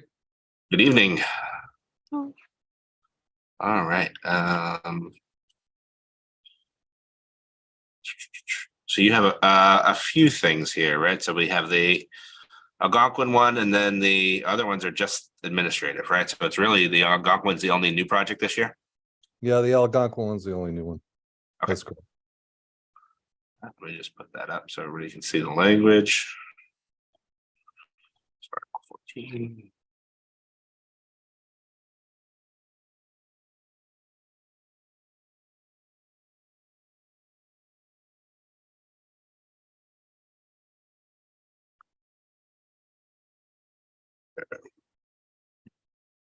And I can tee it up a little bit. I mean, I think you know that the Algonquin athletic complex was what they're looking to do holistically. From a CPC standpoint, we asked the school committee to come back and target something or tell us what they're specifically looking for that hopefully wouldn't get lumped in with, say, something that might not be fundable by the CPC. So we could keep it clean. And, in case there was someone out there that wanted to question whether or not we were funding something that was inappropriate, it could be easily identified that it was done separately. So they came back with the tennis courts, the pickleball, and the basketball court that they're looking to rehab. The quotes that they have and the funding you can see right here, the $246,418.51 total, with $26,401.98 as a contingency, that if they ran into that, they'd have to come to the CPC and ask for it. And this would fund that section of the Algonquin Sports Complex from the Southborough standpoint. And we've talked, we talked about it with the regional in terms of using, I think, there might be nobody that's more in support of using CPA funds for this project than me, but I think, obviously we'd like to see us use as much as we can, but we're pretty much maxed out. But I'll open it up for any other questions that anybody might have. So is this replacing courts that are already there? It says rehabilitation of the tennis courts. What's there right now, Andrew? I think There's 9 courts there now. Yeah. Yeah. Sorry. I didn't know which Andrew you're asking. That's right. Yeah. Mr. Mills, please answer. Mr. Mills. Sorry, Mr. Mills. So I think there are 9 courts there now, and they're going to reduce them down to 7, and then make 3 pickleball courts and a basketball court. So, and it's not going to impact what is actually happening for tournaments and everything. We asked that question, and they just wanted to make a better use of the space. So are there additional courts besides these that are in No, good they're state? taking the original footprint of the 9, and they're using that, but they're going to have the 7 tennis courts, and then they'll have 3 pickleball courts and a basketball court. Okay. And what's the condition of the courts right now? From my understanding, they're in disrepair, and like the rest of the the athletic complex on the outside that they need to be completely rehabbed. And that's why they came for the funds. Okay, so they're not being utilized. I think they are being utilized. It's just that they've reached their useful life. I think they showed us some pictures, cracks and, things like that are starting to, I think they tried to repair the cracks and they're beyond repair at this point in time. Yeah, the picture showed it being pretty bad, so. Yeah. As bad as the track, so.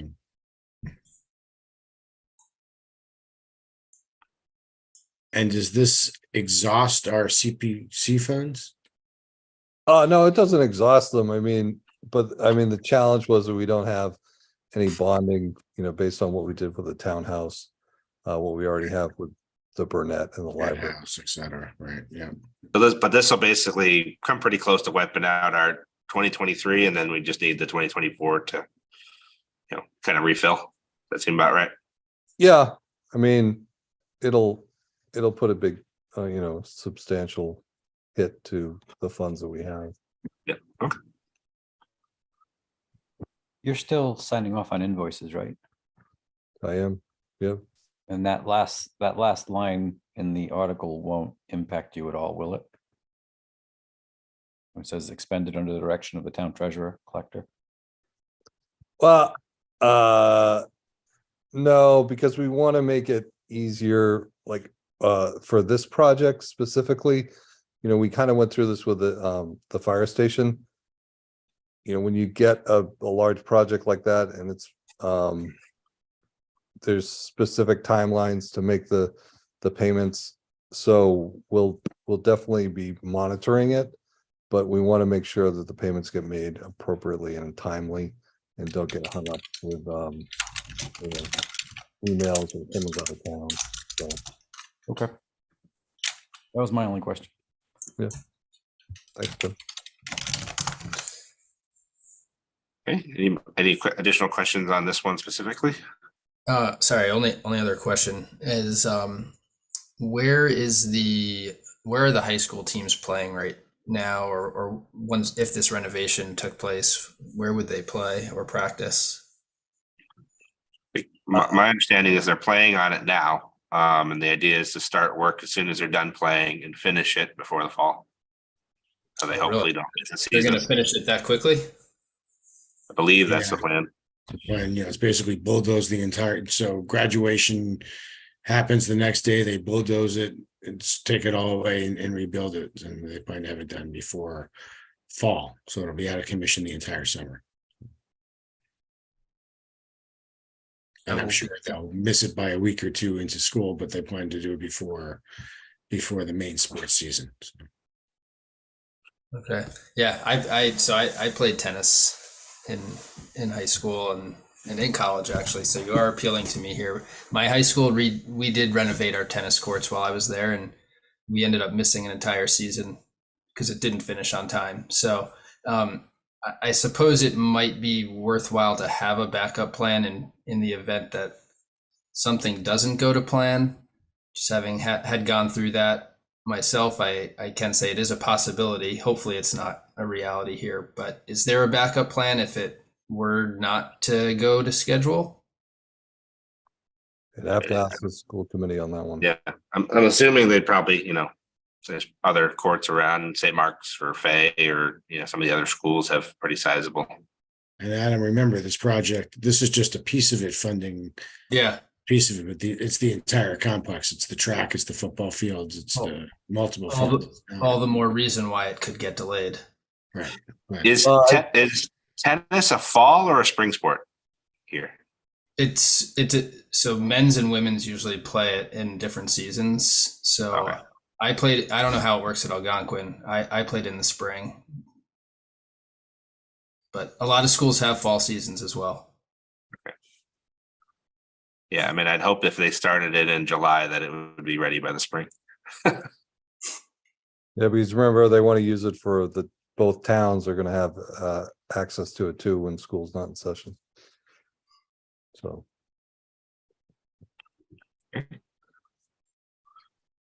Does anybody want to ask any questions on the kind of the annual articles on the townhouse or Burnett House? It's the same one basically every year. That's just approving the funds that were already voted on already, right? Correct. More And of nothing's changed, I'm assuming, right? didn't yeah, see I think those. I think we already voted on those in the consent agenda. So I agree. Yeah. It's figured just- well, Mr. Mills here. Has anybody had any specific questions to those? But I mean, well, we made don't them have wait any. all this time and just to, The one thing I just want to say, you see that this got moved up to Article 14 instead of in front of the rest of the regional school committee's request for the complex. That's so, Andrew, I know we talked a little bit about supplanting and everything. Yeah. We're trying to position this so that it gets approved first. And then what the select board is thinking of doing is reducing Article 15 by the amount that gets if it gets approved in Article 14, they'll make a motion to reduce that by Yep. the amount that approved ahead and of then time. and then Northborough's town meeting is after ours, so they can just vote on the same amount we voted on. Makes sense. But they have a higher percentage, but to be technical, Well, we're just paying. We're approving the region to pay for the full 7.9, not necessarily what our share is. yeah, okay. So just want to point out that the reason why it got moved around yesterday from the Yep. select board meeting. I think that makes perfect sense. thank you. All right, thank you. All right, thanks, everyone. Have a good night. You too.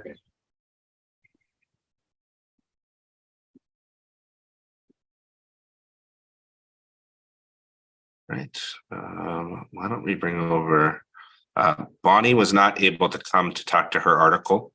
She did call me and explain it, but she wasn't feeling well. But Mr. Butler is also here to help her in explaining the MOU and combination of the MOU and the IMA and the Hopkinton one. So why don't we bring John over?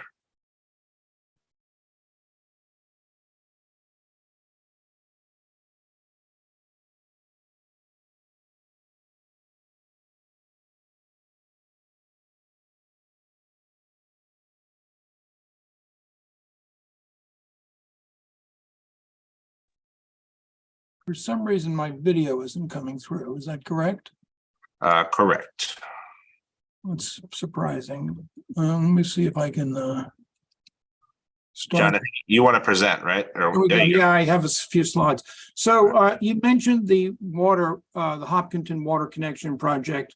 I didn't think we were going to touch on that. I thought I was just here because Bonnie had some health issues. So what do you want to ask some questions about the Hopkinton Water Connection Project? If you do, I can answer those. I don't think, did we end up voting on that one? Let me double check. We did. Yeah, I think we voted in favor of it. Okay, so then should I just proceed to assume that you don't have any questions about that? I'll go on to Ms. Fanoff's citizen petition. I think we can do that. Okay, fine. Can I share screen then? Yep, I just made you co-host, so you should be good to go. Okay. And so this, so Okay, it's a combination of Bonnie's article and the audit, right? Or no, is there any? No. There's no IMA, right? They're completely separate things. Bonnie's Correct. article is only about regional dispatch. And the engineering audit of the Hopkinton Water Connection Project is a surrogate for a town meeting up-down vote on doing the connection at all. You have already voted on that. So what we're addressing now is Ms. Fanoff's citizen petition warrant requesting that the select board exercise its option under the IMA for regional dispatch to exit that agreement by on or before June 1st. And Ms. Fanoff's citizen petition requests that they do so. And I thought I should explain, first of all, why she asked me to do this, and I'm doing it. I was beginning the process of drafting the Hopkinton IMA for water, and up popped the draft IMA for regional dispatch. So I said, well, I should look at this. I'll read this and just see what is in a current contemporary IMA that the town might be looking at. And I was very surprised to find what I did find there about funding. And I raised the concerns I had to the select board. But for whatever reason, as it moved forward with the other towns, it didn't get those concerns did not get addressed.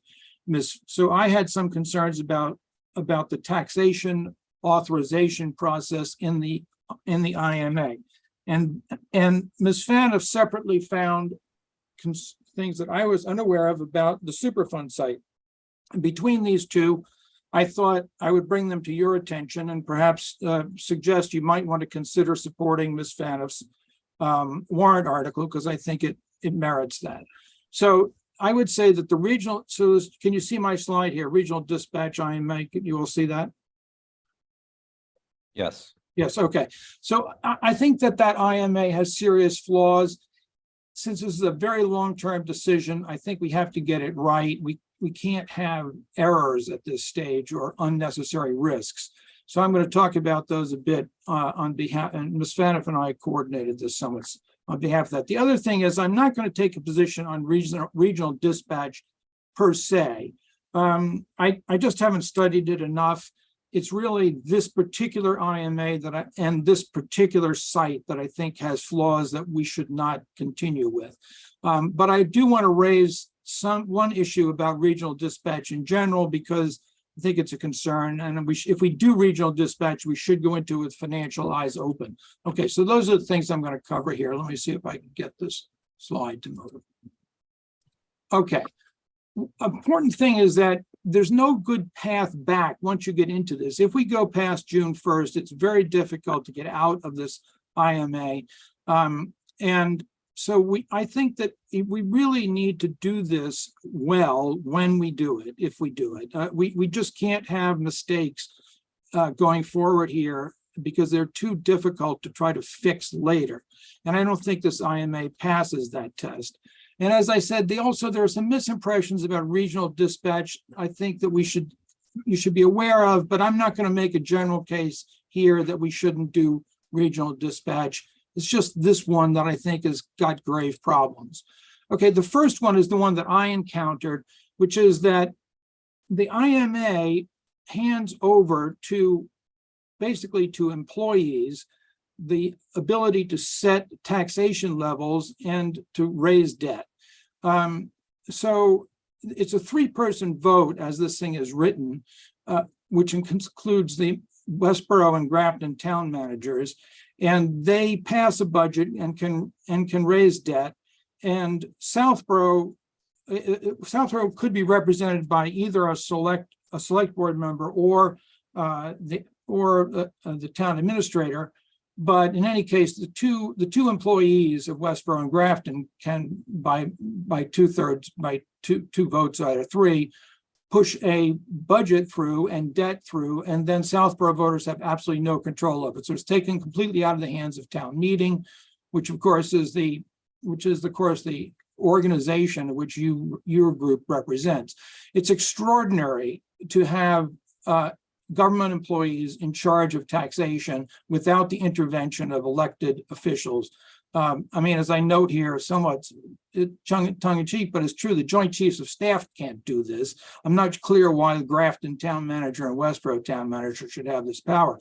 And furthermore, there are no caps. There are 2 approaches that could be taken to fix this in the IMA. One would be to put some serious caps in so that there's a ratcheted procedure. If it could get a certain amount of change in the budget could be approved without going to town meetings, but this is completely removes town meetings from the process.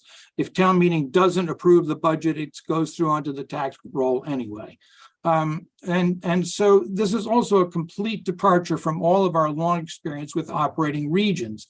Both regional school systems that we are regularly members of, Algonquin and Assabet, have elected officials and the budgets must go from an elected official on those committees to the town meetings for approval. And there's a there's a procedure if it doesn't pass, but basically the citizens are in charge and not the superintendents. Superintendents don't get to set their budget. It's a complete departure from all of our national practice to do this. To take this approach here. And I would note that in a few isolated cases where we have governmental entities with the equivalent of taxation authorities, that over long term, they waste money. The Turnpike Authority has 8.6 employees per mile of highway. Then the Mass DOT has a half an employee. And basically, the long-term effect of putting employees in charge of taxation is waste. There's just not, as it is, even with citizen controllers, not enough control over budgetary discipline in generally speaking in government because of the lack of competitive pressure. And to do this is just to invite long-term trouble. So there are ways of solving this if we want regional dispatch. You can use the statutory authority to create municipal districts that we use to create the region. The school regions, it was used by Ayer and Shirley to create a regional dispatch. You don't have to do it this way, and you can have a two-tiered system. So I think that any of these issues are just reasons why this particular IMA has flaws that just should not be tolerated. All right. The next thing is this, that starting up these regional dispatch centers has proven to be, around the state of Massachusetts, has proven to be a tricky thing. And we here are adding significant risk to this in the short and long term by planning to use a Superfund site. It is a legally permitted use, but it certainly is a borderline use because the EPA, the federal EPA documentation turning this over to the town of Westboro contains certain prohibitions, and among them is any residential use of the property is prohibited because of the carcinogenic materials that were there, creosote. This plan puts employees there 24 hours a day, 7 days a week. Okay, they don't sleep there. So because they don't sleep there, it's technically allowed, but they will be working in a physical space that has many areas that are kind of roped off or danger sign marked off where you can't go because of risks. And everyone is going to be aware of that working on this site as employees.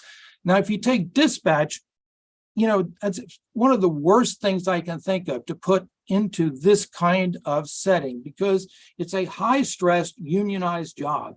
And those two are particularly difficult to locate in an area where health issues might rise as a concern.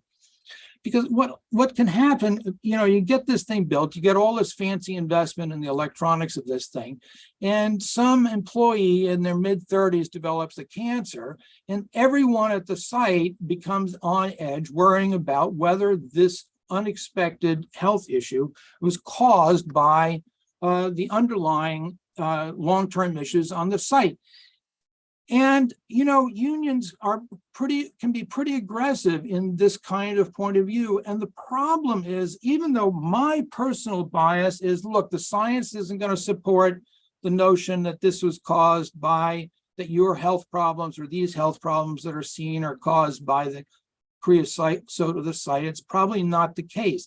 But in health risks, and anxiety dominates science in these situations. So it's unfortunate perhaps today in our society that that's the case, but it is the case. And it's especially true for high stress union jobs.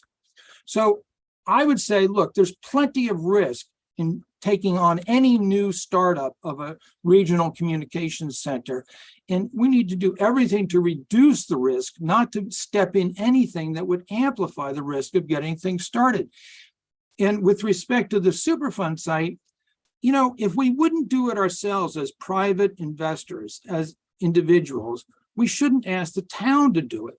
And I'm sure that no private developer would take on the risk of this site. We've got Amazon is right next door to us, and they surely have not come and said, hey, let us build on this site. And the other thing I would note is that you just don't need to take on this risk. There's tons of empty office space around that could be hardened and used if needed for this purposes. So the Superfund site is just ill-advised to put 24/7 high-stress employee jobs onto this. And I think that we should all take that into consideration. And in this situation in which we have that and we would be responsible for it without Westboro taking on any indemnification, I just think we don't need to add to the risk of starting a regional center. They have plenty of risk associated with them as they are. Okay, so I would just summarize this, but wait a second, I skipped a slide here. All right. As I said, these things, starting these up is often a bumpy process. Beverly, for example, joined one, and they had several years of it not functioning correctly. They had not really good working dispatches. Doesn't happen all the time, but it happens enough that, and they had to settle to get out of it a lawsuit about what it was going to cost them. So it was expensive, it's difficult. So we could, however, if we wanted to get in this quickly, there are multiple options to join existing centers and avoid the risks, both in terms of cost and operational uncertainty. The Southeastern Massachusetts REC, Regional Emergency Communication, is available if we want it. I know that Andrew was telling me that he visited it. It's fully up and running. They want other partners. The current costs would be known.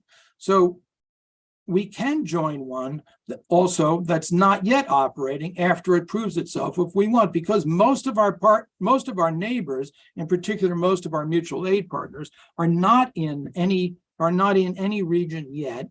And they may do so, but at this point, by the way, of the 7 who started looking at this, 4 have dropped out. There are only 3 left. And it's probably possible that if we say no to this IMA, this is flawed, we don't want to be on a Superfund site, that it will do a restart. Although it's possible that Westboro and Grafton could continue on their own. But the point is, we have plenty of neighbors and there are plenty of other ones. There's no shortage of opportunity to do this, but we really need to do it correctly if we're going to do it and not take on this flawed IMA and Superfund site. One, it's just not necessary to jump into this thing, which I think has some serious problems. And now, okay, so that sums up the problem with this particular IMA and this particular site. However, I want to note that it's thought that all these things save money. Well, yes and no. The actual underlying economics of these regional dispatch centers is not good.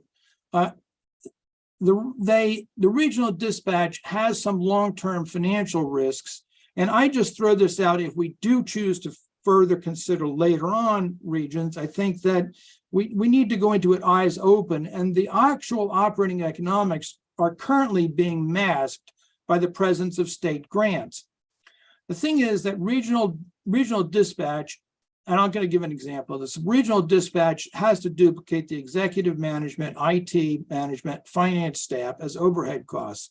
I think that they could be more efficient if they were larger than they are typically now. They're typically like 4 towns. And at that size, they aren't cheaper to operate per unit of service delivery than the smaller ones, which use the management, like right now ours uses the police department management, and the IT of the town takes care of it.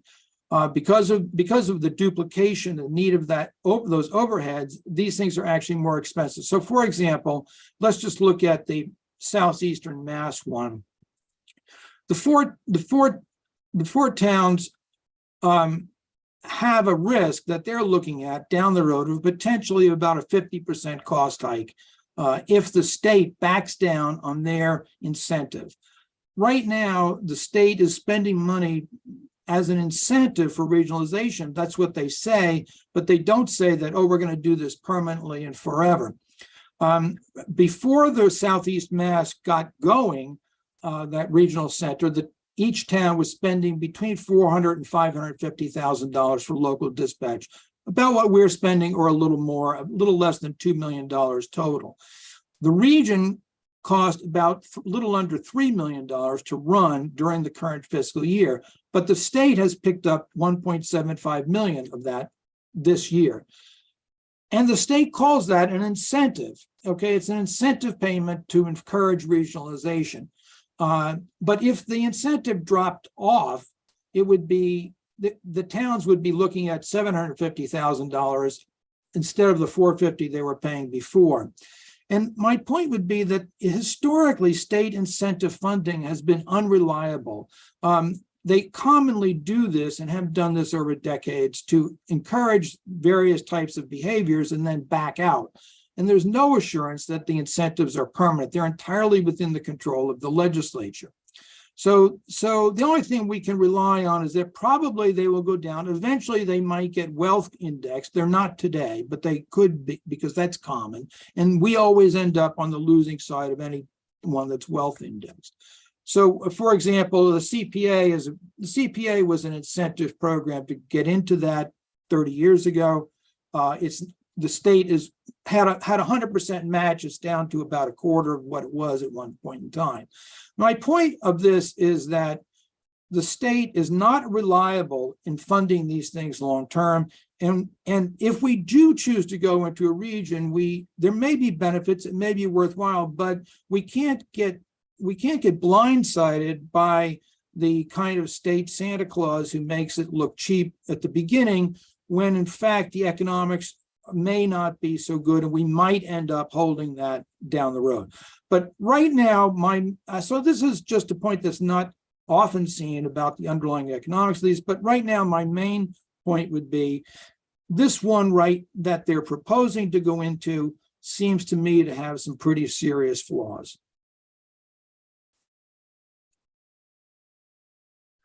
All right.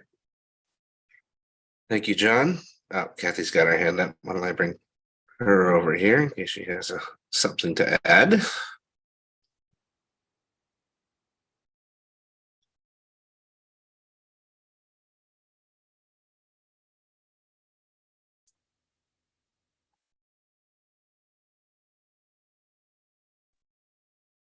Kathy?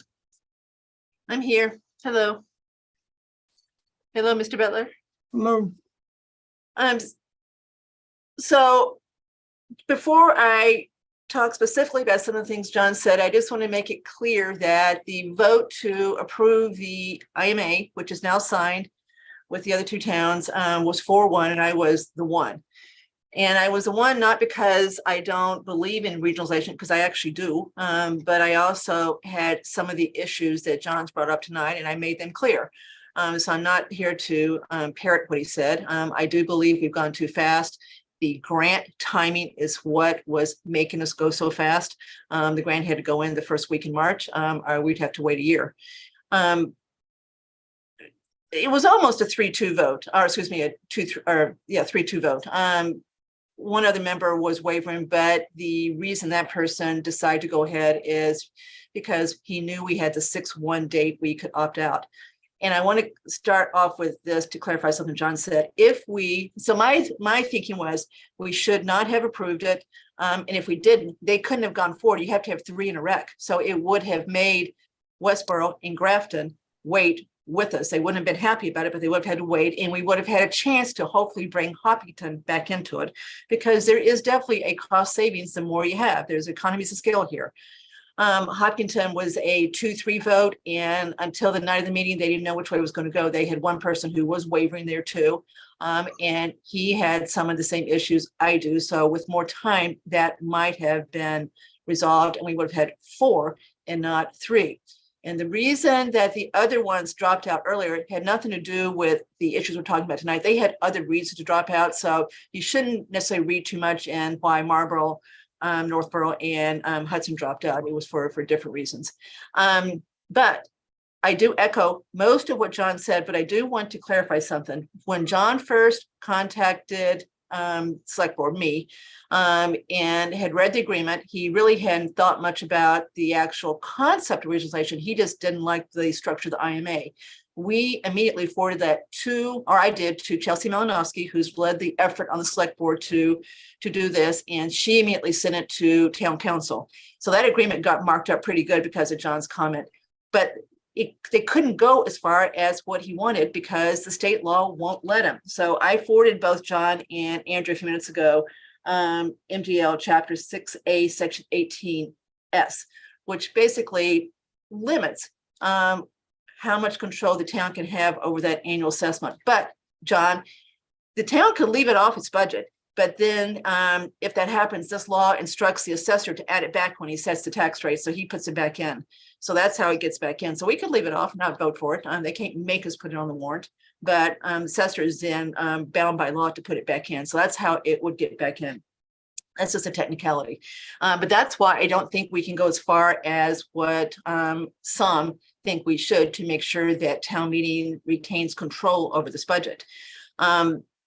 John brought up Beverly. Andrew and I would probably bring up Foxborough, which we talked about a few minutes ago, or John brought up.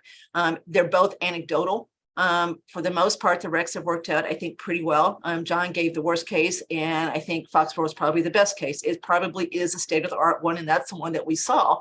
And as Chief Achilles said, Kathy, I didn't take you down there for you to fall in love with it. I took you down there to show you what one looked like.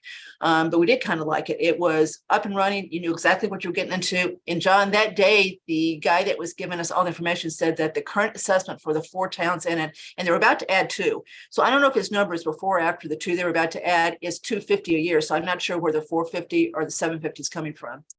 And Kathy, I think the 250 was a straight divided by 4. Yeah. Okay. They didn't really do the methodology, but I think it. So you remember the 252, right? It was 250 to 300, something like that. But it was kind of like because the state grant was still there, it was a little bit artificial, but they hadn't gone through the methodology of how many calls do you get or population, et cetera. So I agree that we've gone too fast here. There are significant issues to be resolved, including the ones that were brought up tonight, with the site being one of those.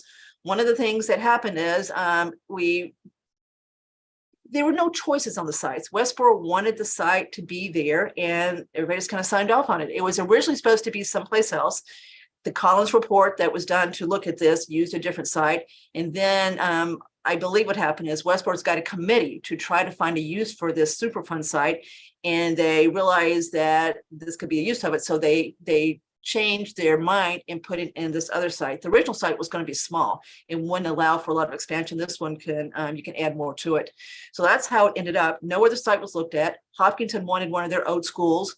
Southborough's got the EMC property with our tower sitting right there, and those properties are vacant, trying to be sold. So we have a place too we could put it.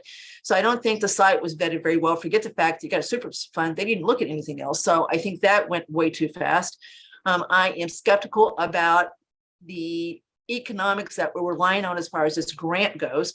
The state person who came to talk to the select board in November basically outlined the grant process. The state would much prefer you to lop onto an existing rec and not start all over. And they give you more money if you do it that way. He said that night we were tier 4. It turns out we're tier 3, but there's just no assurance that we're going to get the whole thing. They've got $40 million this year that they're going to allocate among all applicants. The applications just went in. So there was no assurance that we're going to get what we need to truly stand this one up. So there's that. Grafton and Westboro really never had much input into this. They really clearly wanted to get this done and never, at least in my opinion, this is one person's opinion, really debated this sufficiently. They just kind of said, okay, we control this IMA. We're the ones that made all the changes to it. They made very few changes to it. So I'm concerned about the lack of real honest due diligence as far as the other 2 towns go. So I've got most of the same issues of John. I'm not sure the numbers are right that I'm seeing. I do believe there is a long-term significant cost savings with the regional one. That's not why we did this, but I do believe there are. Now, if you saw the presentation that Ms. Malinowski made last night, I'll get it to everybody. I didn't have a chance to look at it in details, but in her computation with lots of assumptions, after the Santa Claus has gone away, she thinks we've got a annual difference in cost between the local option and the rec of $1 million. Now that's assuming though that we bolster our current operation to at least have 2 at all times, so more than double it, and then add a manager on top of that. So it's not comparing today's staffing, it's comparing what Chief Achilles insists that we're going to have to do here if we don't do the regional one. So I think that's important to understand too, to really look at their numbers. So I know how good Mr. Butler is in numbers, but Chelsea's numbers are quite a bit different than what we're seeing on this slide. So we should try to reconcile those. But you know, we've got to June 1st. There's going to be, I don't know what the 2 new members of the select board are going to think about this because we don't know who they are, right? So 3 of the 5 will still be there. You already know that 1 of the 3 would like to opt out of this and spend more time on it so that we're really ready and we've really vetted and all these questions are answered. But I do have an issue with some of the things that I read today, and I think Mr. Martell was one of those that seem to think that select board is, you know, I hate this term because I don't think it's true, doing an end around town meeting by proposing this. This is absolutely under the select board's bailiwick. What we're doing with the Hopkinton Water Connection IMA is putting a pretty straightforward article forth so that the town meeting does get to weigh in on it, but it wasn't required. We're doing it on purpose to give town meeting a say so. So we could have done something like that with this, chose not to do it, but not because we don't have the authority to do this. We certainly do. So there's that too. So it may be that what we really need to do is to bring something forward that town meeting really gets to vote on. But you know, you can't take something like this to town meeting to work out all the details, which we're not doing with the water connection either. We're asking for, you know, one simple article to be approved to give people a chance to see a presentation and ask questions. We're not asking people to debate how the pipes are going to be put in, what the structure of the invoice is, et cetera. That's too complicated for town meeting, as this is too. So I just wanted to point that out because it does bother me when I hear comments that seem to think that this is being done as a way to avoid town meeting approval. I don't see how we do that other than maybe doing something simple like we did with the Hopkinton Water IMA. Or water.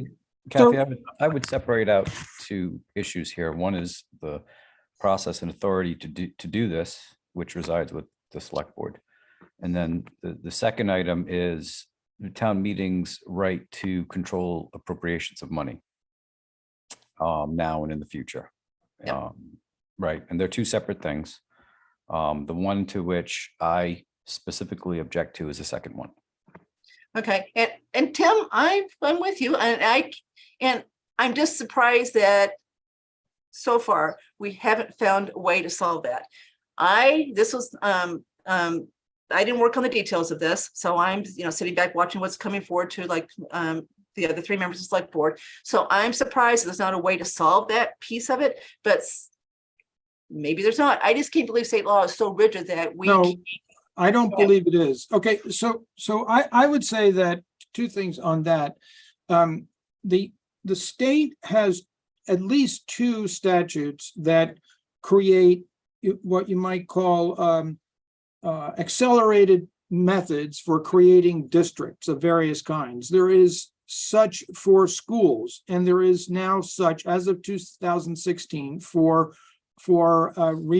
regional emergency communications.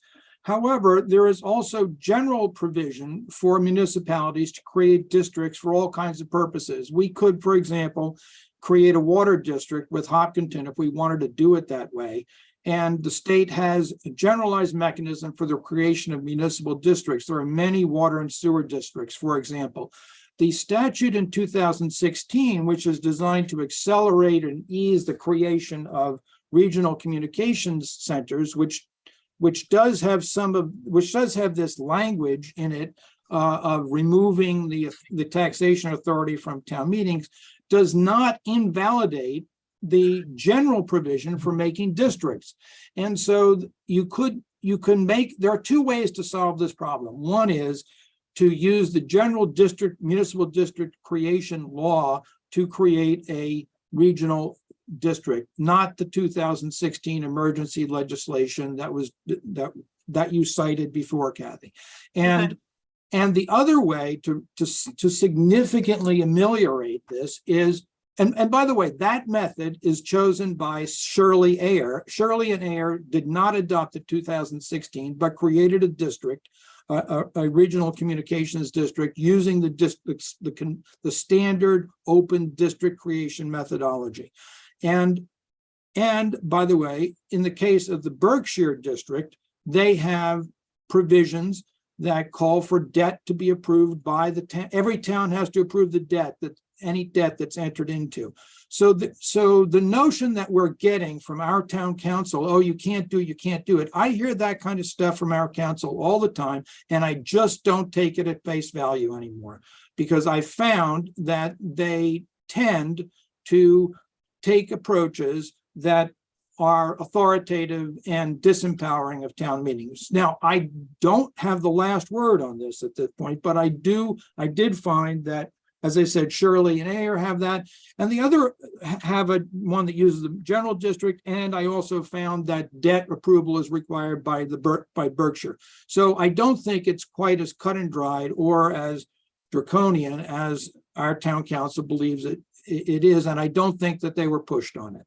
Now, the other approach, by the way, is to say that you're going to cap the increase in expenses so that you put limits, and then you have a second threshold, and it has to go into the town for that, if just for convenience. There are multiple ways to solve this problem, and I simply believe that town administrator and town council have not been creative in trying to figure out how to do this, and we will end up with 15 different mass turnpike authorities around the state if we go down this path, if each community goes down this path. I also do think that there are economics that could favor regions, but I went through the budgets of those 4 towns that are in SE SEMREC, and they are each spending 300 or 310,000 which comes to 1.21 million, and the state is throwing in 1.75 million in fiscal year 23. So if you add that up, it's more than any of them were. It's 750 a piece or 745 a piece, more than any of them were spending before. I do think you could get to the point where, if you added 4 more towns to that thing, which they could probably eventually deal with, you would get to a positive economics of it, but I don't think it's there yet. But I will also be the first to say that I tried to get the budget direct. I know what they're getting from the state. I know what they're getting from each of the towns, but I didn't yet get the SEMREC budget. But I think for advisory committee, you hear both of us saying there are serious flaws in this thing. There are serious reasons to slow down and not race forward into something that is a kind of a minnow trap here. Once you're in this, you're stuck. So let me ask a simple question here. This is a non-binding article. Right. So, Ms. Cook, how is the if this passes overwhelmingly at town meeting, how is the selectmen going to have an appetite to readdress this, or is this just a waste of our time? No, we've agreed to do the following. So this is the minimum we're going to do. The DEP and the EPA are going to probably be at our March 21st meeting. So there's been a lot of conversations with them. Sam Stivers and Chelsea Malinowski had participated in a conference call about a week ago where there was a lot discussed about the site. The people that are assigned to the site from both apparently been involved in the site for 20 years or so. So they know a lot about the site. So they had a lot to say, and both of them believe that what they're going to say will maybe allay most of the concerns about the site. So that's all I'm going to say. Well, everybody can form their own opinion when they hear what they've got to say. Number one is that. Number two, we are going to have a lease before June 1st. We're going to know what that lease says. We're going to understand where the culpability lies as far as the site itself. So we are going to have a fully vetted, executed lease before June 1st so that we know what that says. Number three, I've asked to, we're not probably going to have the results of the grant before June 1st, our opt-out date, because the state, the opt-out date used to be June 30th. State called and said, can you make it June 1st? Because if you guys are going to opt out, we want to be able to allocate the money elsewhere. So we moved it up to June 1st. So I don't think we're going to know the results of the grant before June 1st, but I want to do a whole lot more work on these numbers and really understand them and truly understand where this should end up as far as savings go. We've told the town, we didn't do this because of savings, but we do think there is savings significant down the road. But Andrew, for a second, going back to Foxborough, the Foxborough guys said they could cover the whole state, John, if they wanted to. This is a really sophisticated place. You could do the whole state. They had room because we said, can we raised our hand, can we come down here? And they said, oh, absolutely, very easily. And he did say it's $250. And I thought he said their Santa Claus had already gone away, but maybe I have the numbers. I'm not going to dispute you. I'm just telling you what I thought I heard that day. Yes. Santa Claus was long gone. So Not the case. my concern, I think the no control by town is alarming and something that really needs to be looked at. Overall, I'm a fan of regionalization. For the theoretical idea of cost and we're hearing that's questionable, but I think also the quality of service. I think that with the regionalization, you get a much higher tech and better staffing results than we've had recently. So I'm actually for the regionalization, but I think the points that were raised today, we really need to look at, and that this board being a financial board, that's the most concerning part. The super site, yeah, that's obviously concerning, but that's not for this board. The thing that I would say, by the way, is that I'm perfectly prepared to believe that the science of the site says there is no cancer risk on that site. That's my bias to believe exactly that. My concern has nothing to do with the science. It has to do with jury decisions about a sick person going in with their union saying that I got cancer of the something or other, and I think the reason is this creosote here. And then the anxiety in a high stress union environment, a job environment, 24/7 on such a site, when there's plenty of other places. Why take on this risk? And so my point of view would be town meeting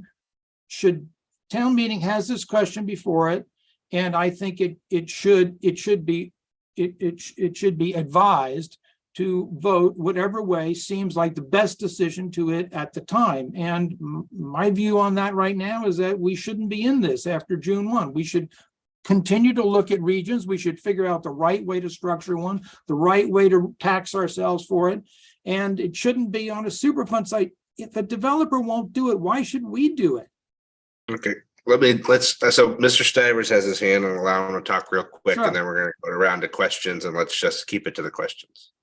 Andrew, and I've got two more comments if you'll let me do them real quick. I don't know. We'll see. Stan? Okay. Thank you, Andrew. First, I apologize for extending the debate here. It feels like a reunion of advisory ex-members here a little bit.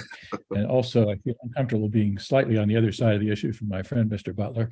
But through a couple of other points. And one, in terms, I also share the concern about not having town meeting have control of the budget on this thing. But one other point is that, in fact, the way the state law reads under the section chapter 6, I think it is, that Kathy quoted, is that if there is debt issued by the district, that goes back to the select board of the appropriate town. So there is some degree of control there.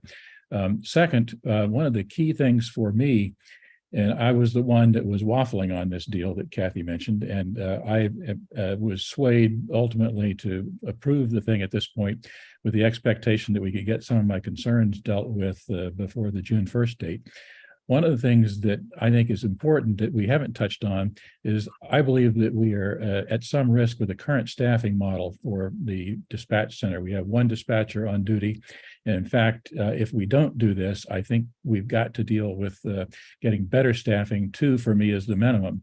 So the economic comparisons, I think, need to be against doubling the current staffing budget for the dispatch center going forward, and that changes the economics significantly against continuing on our own, in fact.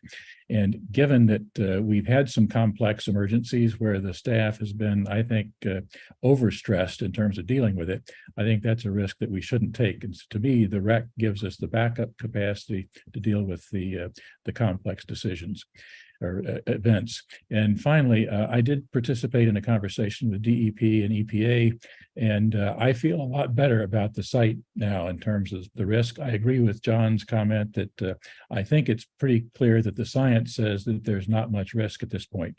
But I also agree with John that there is certainly a perception that could be an issue there. And for me, one of the things that's going to keep me on track relative to ultimate approval is having a strong indemnification from Westboro for site-related claims. And so if Westboro is prepared to stand behind that, that again gives me some comfort relative to the claim risk there. So, and I'll follow up, John, with you later. I've got some other comments about your thoughts here, but I look forward to the chance to discuss it more. But those were the additional things that I think are part of the discussion here. So thank you. Okay, Kathy, I'll give you 1 minute. Okay, I can do it. Two things.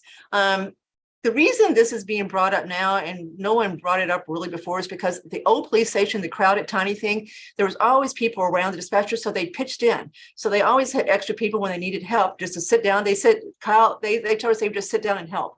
With the current structure, the dispatcher is all there alone in that big dispatch room, and there's no one around him. So he didn't have the help that he used to have when he was at the old place, number one.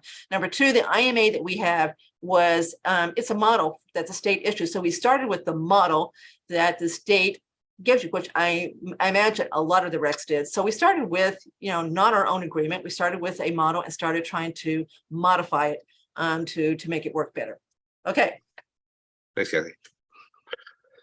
So I've followed this quite closely. I think my take is I don't think this IMA is a good one. I don't think the site is proper. I think the other part, John, that you didn't have in your site is my understanding is that we don't, for the dispatchers, we don't have the same insurance that we do for firefighters, where it covers any claims against that, cancer causing whatever.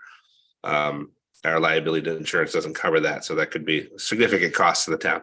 I think John was right. There's plenty of other places that are not Superfund sites that this could be housed. So I think it's worth going back to the drawing board. John, I didn't realize that other towns had done a regular district and not through this code, which obviously would give a lot more flexibility and allow us to have more control in town meetings. So I certainly would be in favor of changing it to that methodology if we were going to do our own.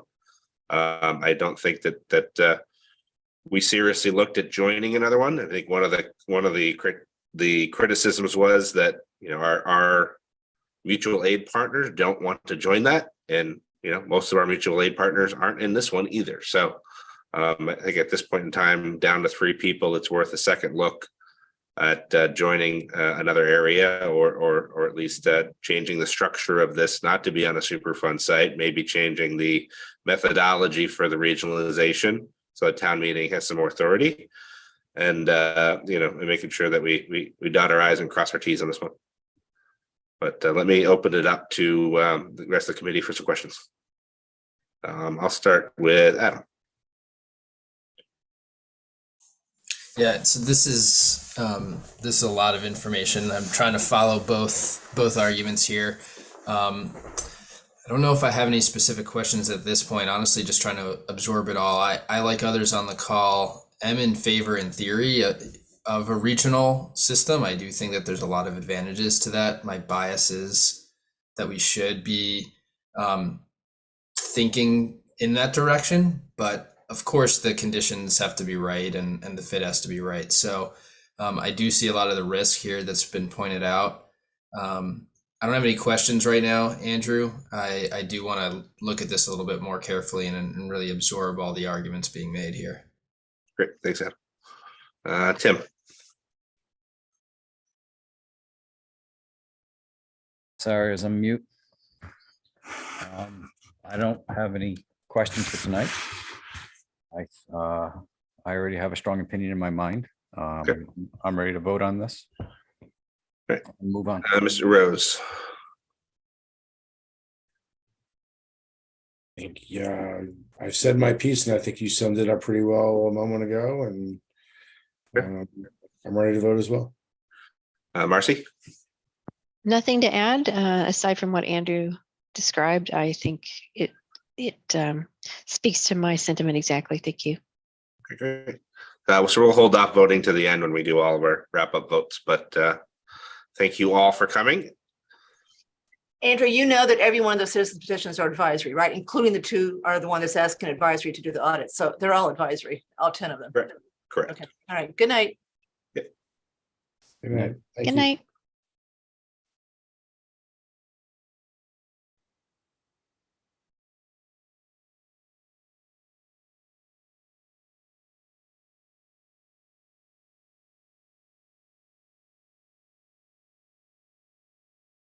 Okay. Mr. Perry, I'm going to promote you to panelist.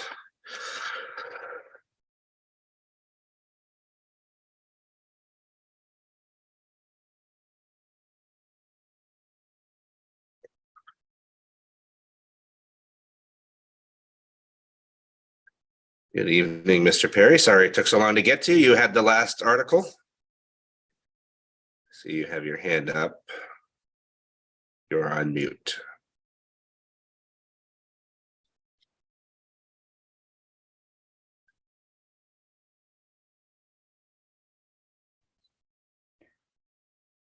As a host, Andrew, do you have the power to unmute him? I can ask to unmute, but I don't think I can actually unmute him. Mute. Okay. Is that better? Yep, we can hear you now. Oh, good. Okay. Okay, great. So, okay, Andrew, what do you want me to talk about? Which article are you dealing with now? So it's my understanding that the zoning one you're going to indefinitely postpone, correct? Yes, yes. Let me just explain that. I was talking to the landowner, one-on-one, and then all of a sudden he got a realtor all of a sudden, and the realtor was very uncooperative, and I just stumbled. I called her out of sort of, she was just not getting back to me. I called her up and she said, well, it's already been sold. So I thought, well, that's nice of you to tell me after spending 3 months one-on-one with your boss, the owner. I hope he didn't pay you 6%. Anyway, whatever. Anyway, I'm very sorry about it because I already found out that he's going to tear down the buildings, the old barn and it's the last farmhouse between Worcester and Boston. It's gone. It's going to be gone. It's a shame. Anyway, I can't afford 1.5 million. I'm not that wealthy, so that's gone. Well, I got a farmhouse up the street, so I think we're okay. Okay. And All so right, what's next? Let me just share Article 42 on the screen. Hold on one moment. By the way, the selectmen last night reversed the order of my two articles. So the first one of my two, which will come up, is the one which you've probably got as 43. So I have the new warrant as of last night. So it has these switched and they're correct. Well, is this? Oh, are they saying this is my first one? This is your first one, and then 43 is the second one. Oh, well, they've got it wrong again. No, because it's the cease the project, right? And then it's the ask advisory to inspect. Yeah, yes, the first one is to cease. Correct. That's Article Okay. 42. And the second one is to investigate. Correct. That's Article 43. So they have the right order, I believe. Oh, it is right. Okay, well, so let me just explain. I mean, the cease is fairly obvious because this doesn't come forward, does it? Unless, Article 12 is defeated. If 12 is defeated, then this will come forward. And I intend to stand up and ask that it be brought forward because everyone will be thinking about the project. No one had to repeat everything again and again late at night or another day on the same subject. So if 12 is defeated, I think everyone would agree that 42 should be moved forward. I can't understand why anyone would object to that being put forward. I brought that up on Monday night with the moderator, and he was going, I don't really know. David, well, I agree. Well, I intend to make a motion because I think I have every right to move it forward. And it's just silly dealing with this issue another night. It's going to irritate people no end. So anyway, the explanation is very clear because, if the project is defeated, we need to deal with the issue about the whole entire legitimacy of this project. It's very, very weak. It doesn't have a legitimate public purpose. And let's look at that for a second.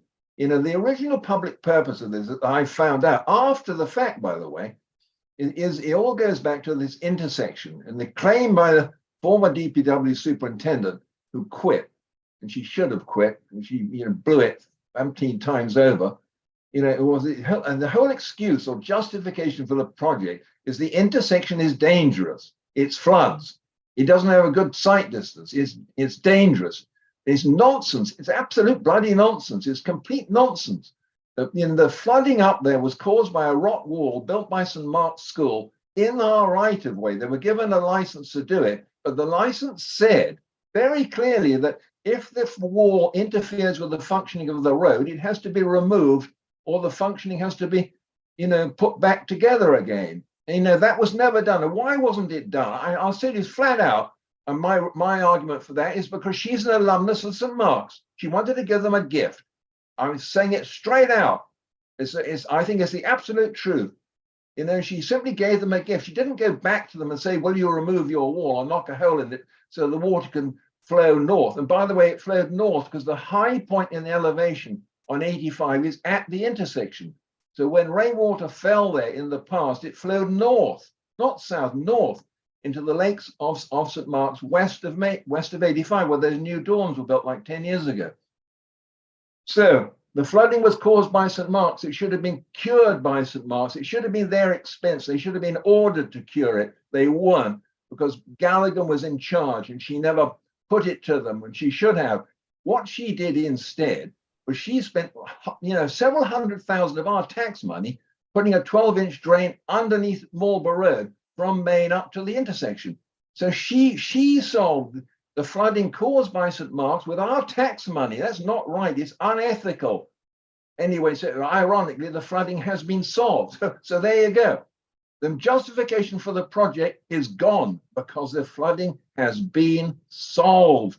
There is a pipe under 85. There are catch basins at the intersection.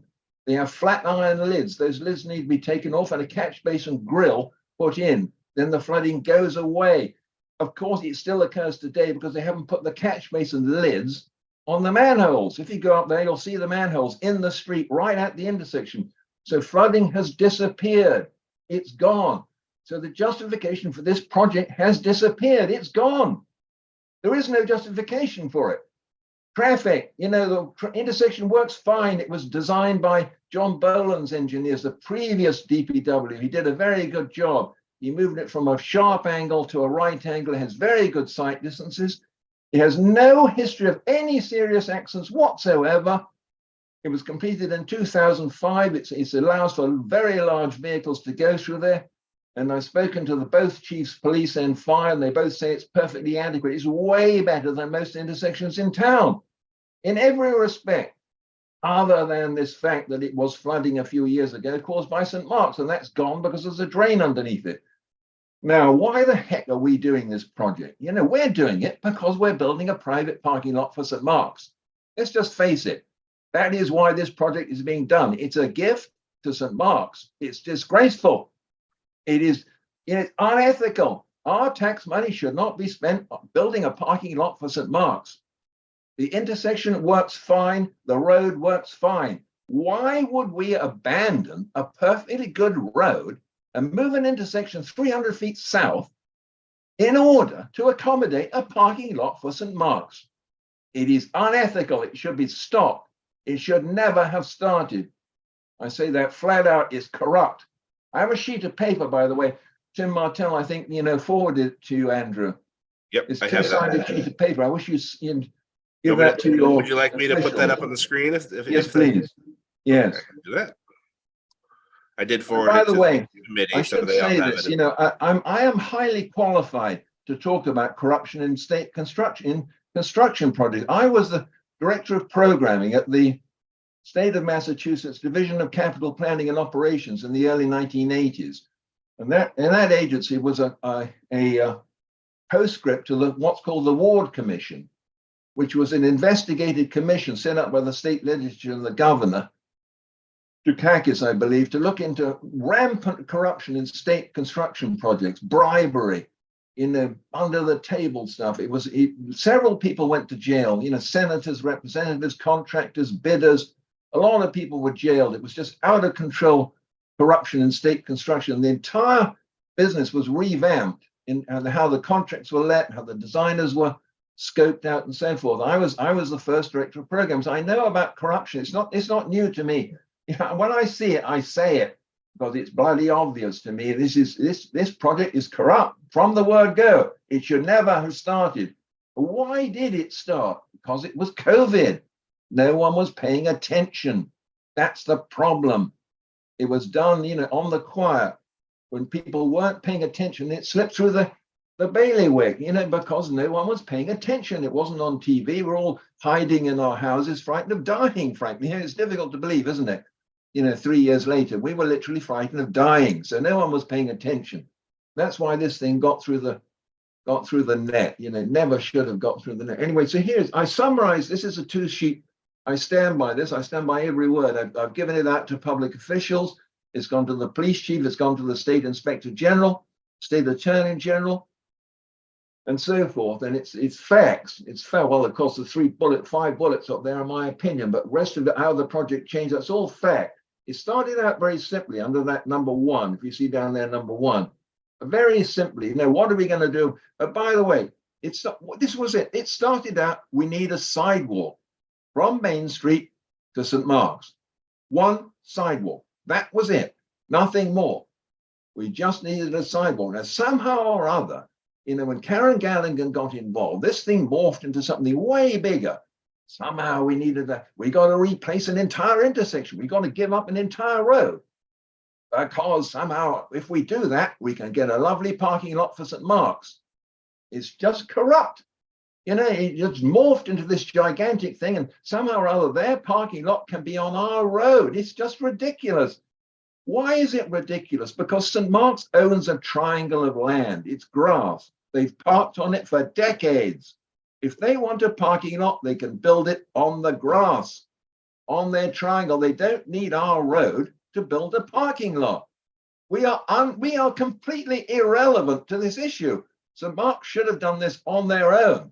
And here we are. We spent $500,000, and now we're going to be asked to spend another $500,000. That's $1 million to a very, very wealthy school. It's disgraceful. It's unethical.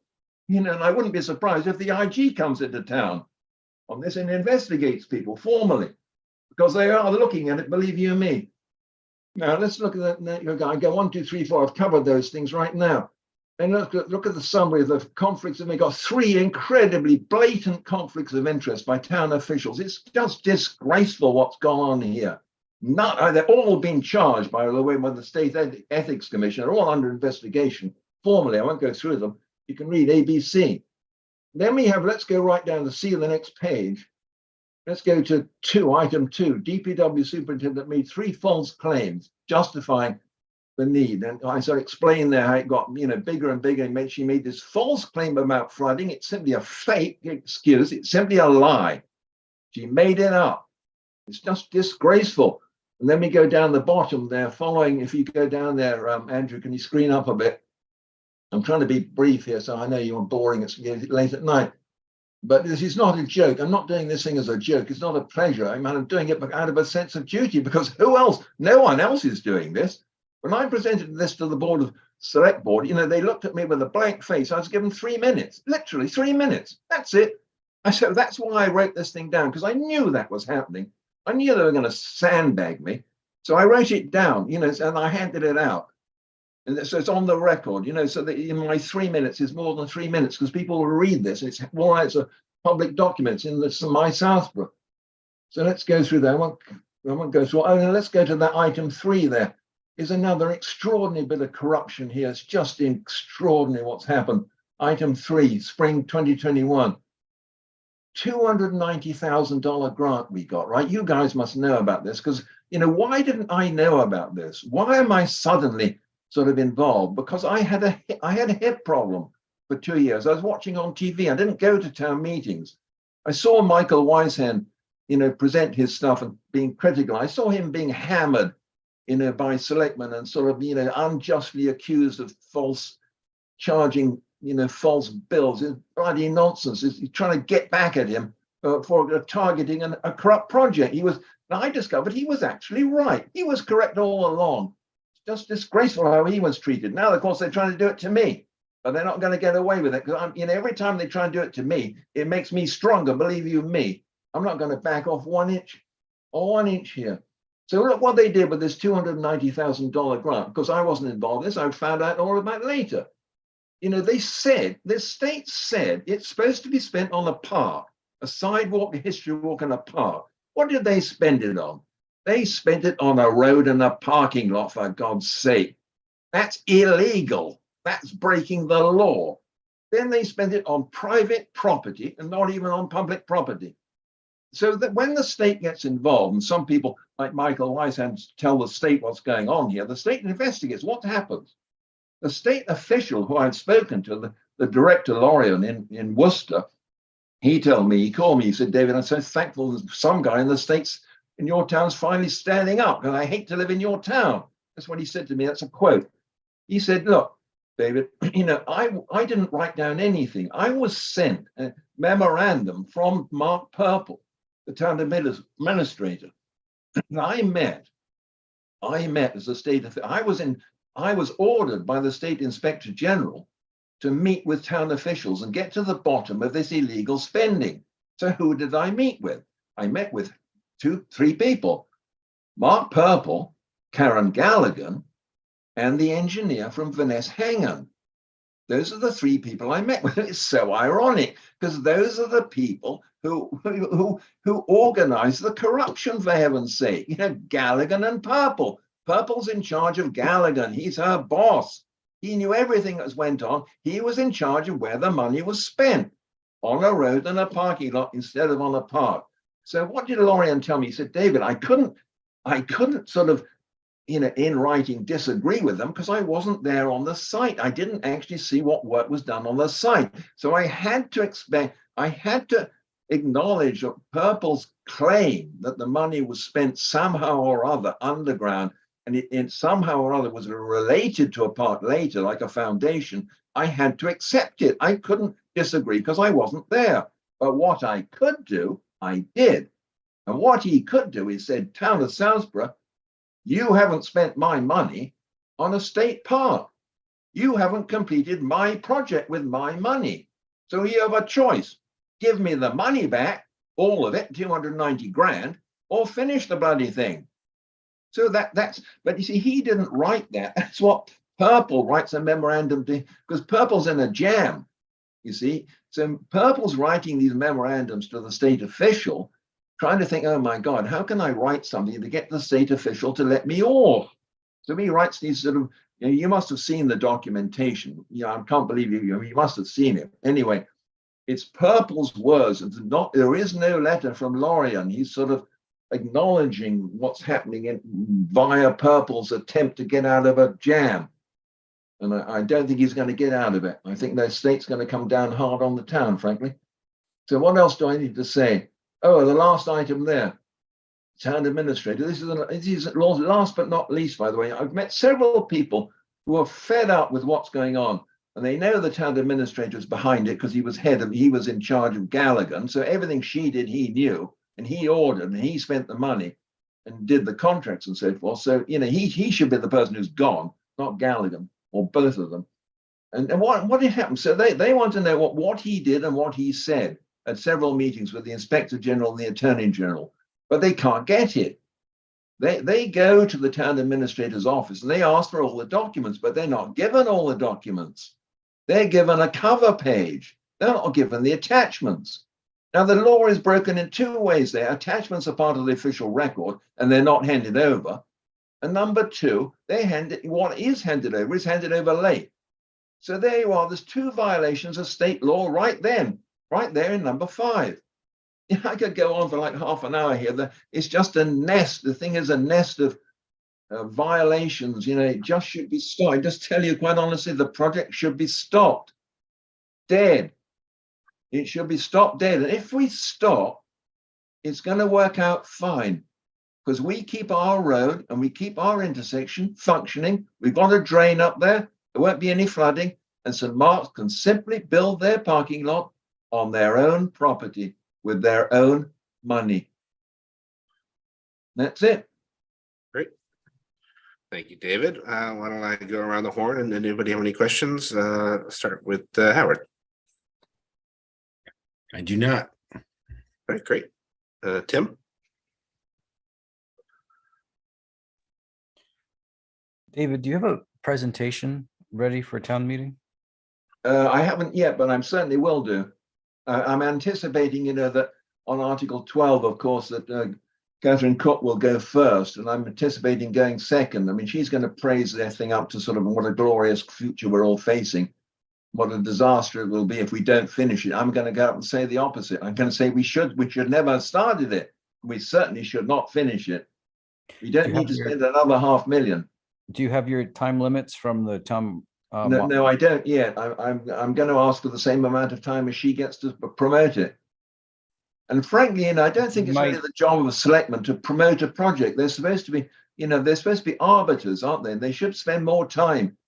Folk, I keep telling them this, the chances of their article succeeding are very minimal because they need a 2/3 vote. So just mathematically, the chances of them succeeding are small. Very small. So the chances of this thing going through is very small. They should be focusing more on what the consequences are. What we do about it after the fact, when it stops. So, David, with that, I don't mean to interrupt you, but I'm going to. Yeah. This board is financial. Yes, I know. I don't have to agree or disagree with you, and I'm not going to sway my opinion. We've said before, we agree that mistakes have been made on this. But they're in the past. What is the most financial? Well, that's a very good question. I've got a very simple answer. Because we've already spent the money. So if we have to get back the money and we have to fix the land, what is the most financially responsible thing for us to do? Okay. That's where that's a very good question. We've only spent half. We spent about $500,000. Catherine Cook still doesn't have the cost figure for completing the road. The project has not been, all they've done is dump a whole lot of gravel up there and put some pipes underground. Now, all of that has to be finished. There's another bill coming due of $500,000. You've spent $500,000. The cost of doing what I'm suggesting is exactly zero. No dollars whatsoever should be spent anymore on the project. And I don't think that's realistic, David. Her proposal is $500,000. But David, you have to give back the money. You have to restore the land back to where it was. No, we don't. No, you do. We don't. We don't have any. St. Mark's is, if we stop right now, St. Mark's has already benefited enormously. Look at what they've got. They've got drains under the road at no cost. We had no authority to build. We'd have to pull those out, actually. No, you wouldn't at all. But they happen to be coincidentally in exactly the right place for their parking lot. So they can link into the drains at no cost. And they've got several tons of gravel they can use for their parking lot. So they have already benefited. If we stop today, they have benefited by several $100,000 from us. We don't owe anything. They went into this with their eyes wide open. They knew the chances were minimal it would get approved all along. So they cannot possibly complain about us stopping the project and us having to go and clean it up. It's their land. They asked us to do it. We quit. They knew we could quit. It's their problem. Let them pay. I will not tolerate, the town spending one more cent on their property. It's unethical. They're more than capable of spending, however much they need to fix their project. Their project, mind you, right? Their parking lot, not a town parking lot.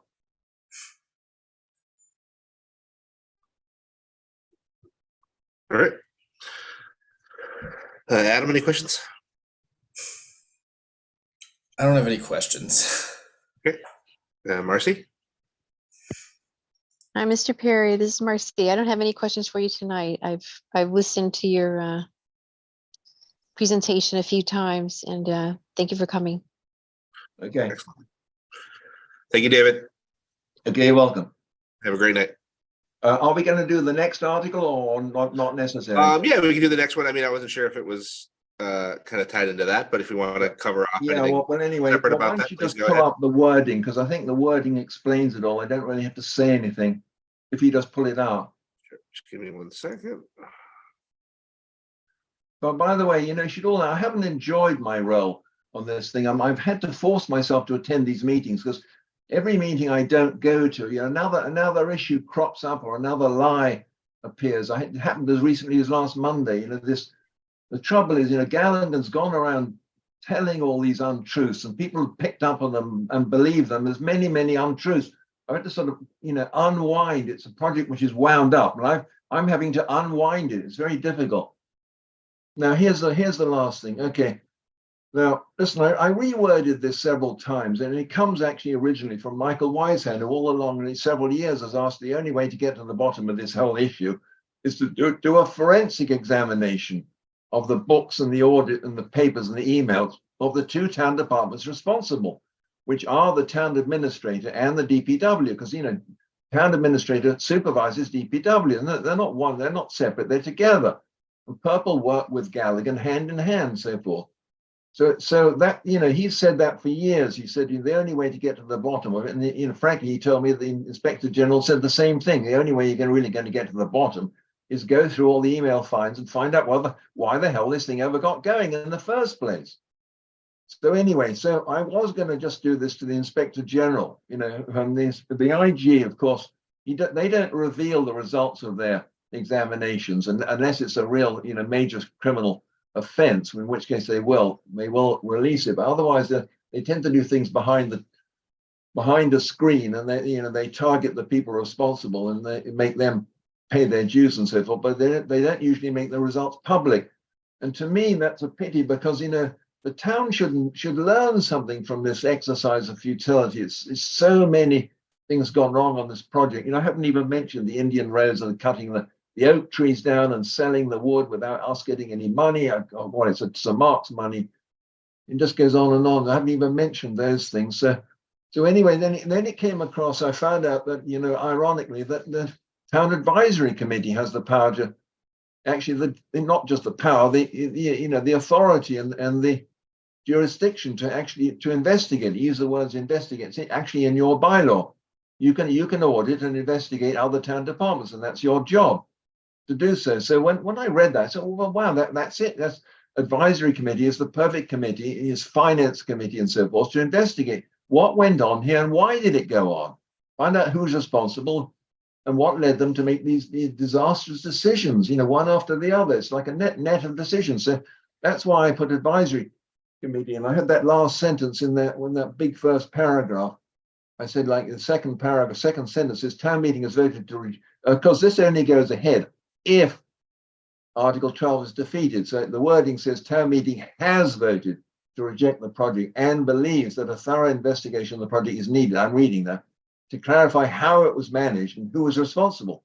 Since the State Inspector General does not usually reveal the results of their investigations, and since town meeting believes it would benefit from receiving a report of the investigation, therefore, town meeting requests the Town Advisory Committee to conduct its own investigation and report back to town meeting. I think that makes a great deal of sense, because there's a lot of people in town are irritated as hell about this project. They just want some sort of neutral body to look at it and just tell them what on earth went wrong and why. And why did we spend $500,000 unnecessarily? And why did we do it for a rich private school in town, etc. So the explanation, I don't know, do I need to reveal any? Well, the forensic investigation is the only way to get, there's no other way, because you can't question these people. The only way they can be questioned is under the authority of the IG or you, because you have authority in your, it's quite amazing. The wording in your bylaw actually gives you the power to compel speech. It's quite extraordinary. You have the power to do that. David, just to It's very clarify, relevant. let me just clarify. Anyway, that. So, zip, right down the bottom there. I don't think I need to say anymore. It's self-explanatory. Oh, I just say at the bottom there, I just spell out there's, the attempt the attempt to spend 1 million, which is the item 1 there in the second explanation 1, the attempt to spend 1 million, that's the 500,000 was already been spent and the 1 million to come if it's voted through, to build an entirely new road, which is not needed because the new road will replace an existing road which has worked fine for decades. The attempt to swap a land parcel now used as a public road and therefore has substantial value for a privately owned land parcel now used as lawn grass, therefore has less value than a road. And third, the attempt to build a private parking lot for St. Mark's School and have it paid for by the town. That's the most disgraceful thing of all. And the misuse of the state DOT grant funds in 2 ways, namely spending the funds on the non-eligible items, i.e. the road and the parking lot, instead of on the park, and B, spending the state funds on private property. So, you know, those, I just spell those out because they're just a starting point. I hope you take it on. I think it's the ideal role for you guys, frankly. Yeah, so David, just want to clarify there's a misconception about that authority. So it exists in the bylaw. There's no teeth behind it, right? It's not the state statute. It's not a mass general law. We don't have any legal authority. It's just the bylaw. It's basically the same authority any citizen has to do a Freedom of Information Act or a public records request. I see. So it's you know, if we went to town and they said we're not going to give it to you, the only avenue we have is to do a public records request. Yes, I see. Okay, well, I'm not aware of that. Yeah. It's in there. People, a lot of people think we have a lot more power than we do. And so I just want but Andrew, you know, if you feel you can't do it and you shouldn't do it, then let's leave it to the Inspector General to do. Yeah, the Inspector General has a lot more authority and legal authority to do that. Yeah, the Inspector General has told me, their official staff has told me, so we're waiting. We want a message from your town meeting. It gives us more power, more strength, you know, to investigate further because they've got all the files. They're just sitting on them. That's the trouble. Okay. So anyway, all set. Any additional questions for David? All right. Awesome. Thank you, David. Okay, so thank you so much. All the best to you.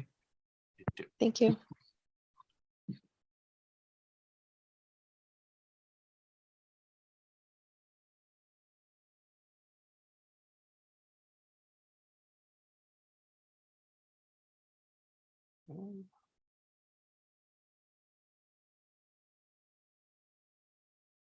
Okay, where were we?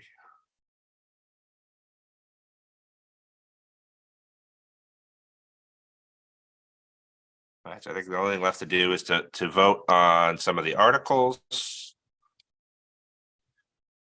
We need to revote the budget, just so everybody knows. We got an estimate number, it's $30,000 less, so the budget's more favorable, but just to make sure that we vote on the actual budget. Let me pull up that number just so we have the exact number. What was less, the estimate number? Estimate, yeah. Less kids win, I guess. I'm not sure. Or I think they sent us a preliminary one and then they came back. They might have gotten more state aid or something like that. So it adjusted it. But is there a motion for advisory to support the annual budget article to the amount of $58,259,942? So moved. Second. All right, Tim. Yes. Howard. Aye. Adam. Aye. Marcy. Aye. Okay. And then why don't we take a look at the water budget? What'd you say? Did you vote? Oh, Andrew's. I don't know. I did. It's been a long day. All right. Here's the water budget. Let me just share my screen.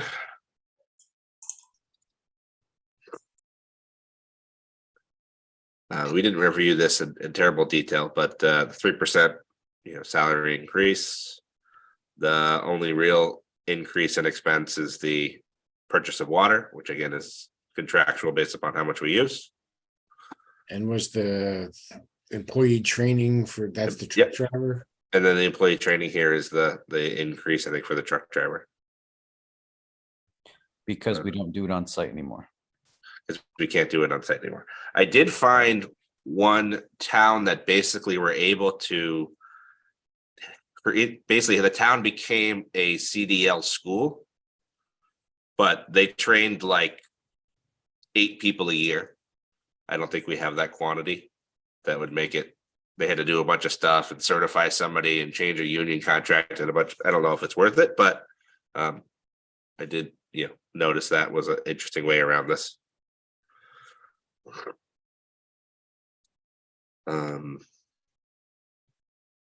Debt service, and then there's just the one capital the portion of the pickup truck with the plow that the waterfront pays for. What's the interest number on notes? What's the The 74 59 250? Yeah, that one. this one, these ones. I I guess think this is the why did debt the interest note go up? Did just interest rates rise? Is it not fixed? Or we borrow something else? interest on notes. It might be. I think we introduced a new note on Newton Street water project last year. That last year or the year before. But it's, whatever debt we've already approved. It's the interest on the notes. It could also be, this could be short-term notes, and which the interest rate is more this year than it was last, but.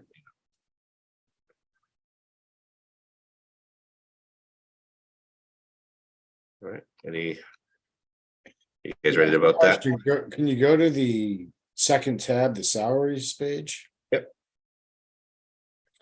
Did we lose people or are we adding? There's 2 new employees on here. The truck driver and an EQ op 1, equipment operator 1. Are those replacement people? I think they're replacement people, if I remember correctly. Because if we're doing an even budget, then adding people shouldn't apply, so. I mean, they're not increasing the dollars, so if they're adding people, then it's basically reducing the hours and spreading it. Okay. But I think I remember from the DP, it's because there's a corresponding one on the DPW side for some of these people. I think these were the people that they thought they might have to train.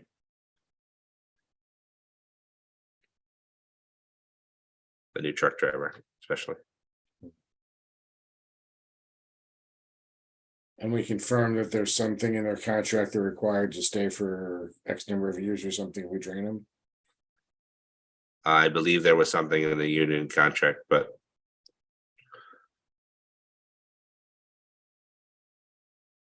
Okay. Yeah.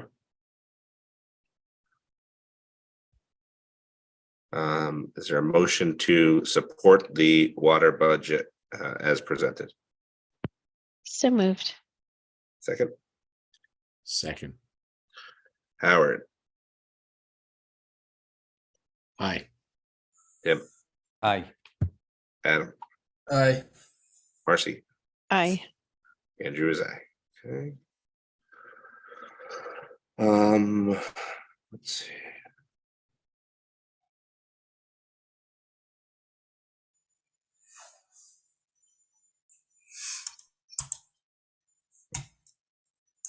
Here are the other votes.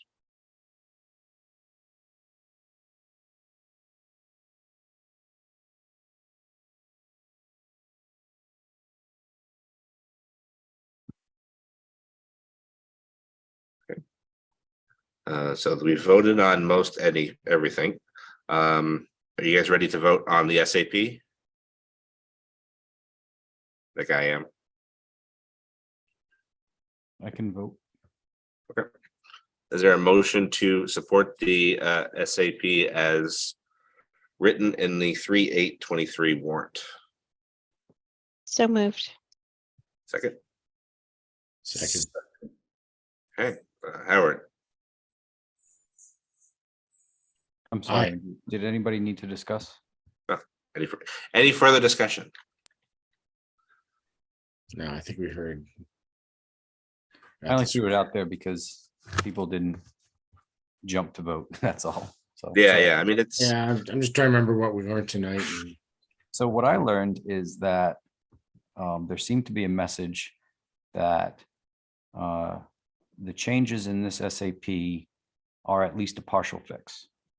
And it's as far as the board as a whole was willing to go this year. That's the Yeah, message I took. I think the original, when they were talking about doing the steps, it was gonna be a lot higher of an increase, so.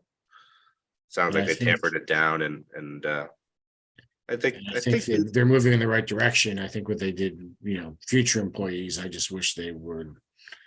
Yeah. Do the existing ones. Yeah, actually, one question I did have, do we know what the liability is of the sick leave that's being banked? I don't. I think I remember Jason doing the analysis. I don't know off the top of my head. I want to say it was a couple 100,000, but I'm pulling that out of a memory from 3 or 4 years ago. Okay. Yeah, I mean, you can see it that every employee is going to end their career here by either taking or getting paid out for several weeks of time.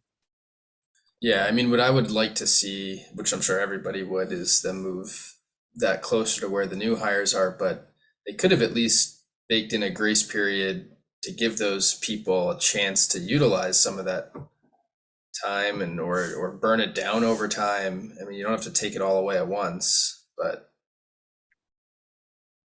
Yeah, what we do at our company is anything you have over a week, it doesn't bank into sick time. It banks into what they call extended illness bank. So if you're ever, chronically sick and you need the extra sick days, and then even other people that have left, it goes and the extended illness bank, and you can use that up. yeah. But again, this is strategy. We're talking about personnel, they're not going to bake it in right now into the article for town meeting.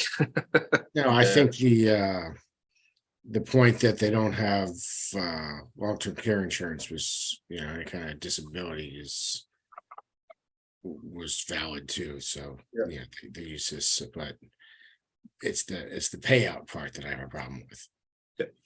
If you're Yeah, I 60, think we could probably add that for a after town meeting conversation. Maybe we could have Jason do his presentation that he did before, and I'd like to track that liability and understand, what are we carrying forward? Is it increasing, decreasing?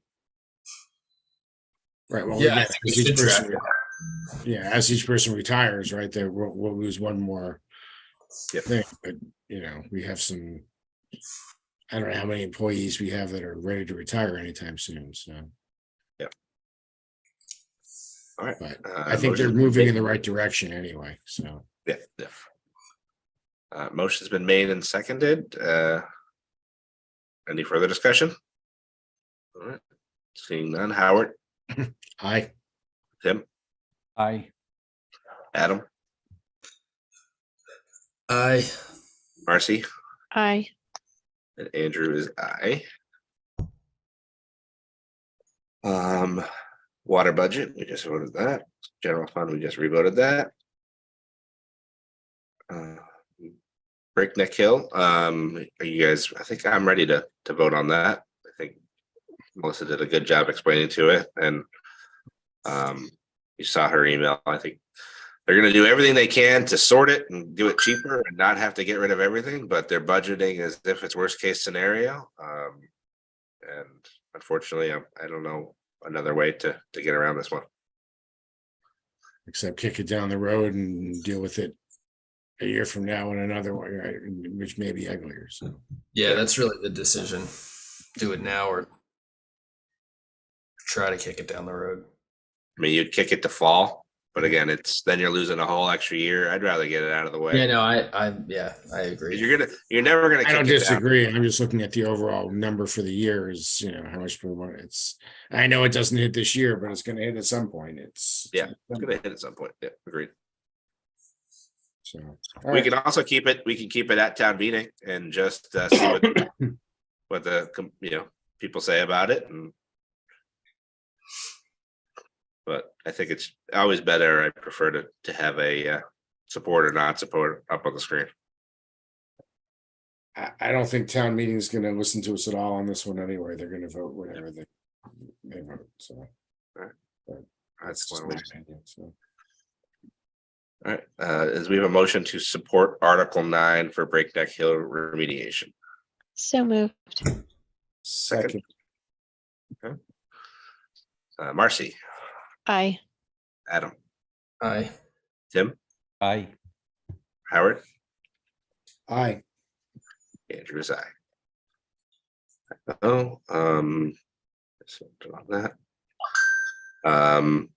We had the CPC article for Algonquin and then the Algonquin Fields. Are we ready to vote on either of that one? You saw the information that it doesn't look like we'll be able to borrow after the fact. So I if personally wearing my finance hat, right? And for me, the best interest of the town financially is to push this off a year, try to get to a 3% CPA surcharge, bring the project back, and bond it with CPA dollars and get a match. Can the fields go another year? They look pretty bad. That's the question: is can they make it another year? And is it worth $1 million or $500,000, whatever the match would be, on a $3 million bill to do that? Is there a plan B? You know, what happens if the town says no, we don't want to do this now? What is the town? If we say no, they can re-vote it, and we have another 68 days to respond to them. So we're going to be in this cycle of. So we have another special town meeting to vote just this. They could. And I'd hope that they'd listen and hear what we would say. Now the question is, if it's pushed back another 60 days, do they then miss the window to get it done this year? Right. Yeah, so on and so forth. But I'm just speculating. But does that play into your plan for CPC funds? And I don't think so. You'd have to push it back another year to do that.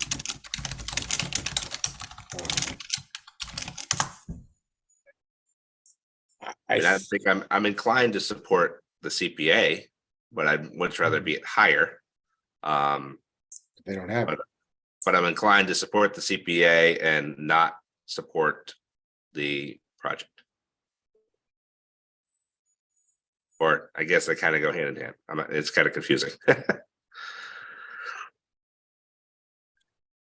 I think I'm disappointed that it's gotten to this point and there's been no money coming in from the use of those fields it was just poorly managed. There was a way, and they're realizing that now. I think that there was a way to get, renting the fields or whatever and bring in income that would pay for the upkeep. That hasn't happened, and they're looking there for the future. But we can't change the past. It is what it is. We've gotten a lot of use out of this field. From what we saw, what was presented to us, it's frankly just not safe. Yeah. So if we don't fund it now, they won't have fields next year. So they already told they can't hold competitions or anything on that field, which is where the income comes to perpetuate the cycle. So at some point we do need to fund this, and it needs to happen. So, whether it's now or you push it off a year, this is going to go through. Yeah. And whether we support it or not, I remember when the articles came up for lighting up the fields, right? The room was packed, and then they left after the next article. But I think that this is going to get enough support from town. And I think they're going to pack it, right? So I think it's got a good shot of passing, even if advisory votes against it. But I do think. Again, fiscally, we can vote against it and push it off, and it may not.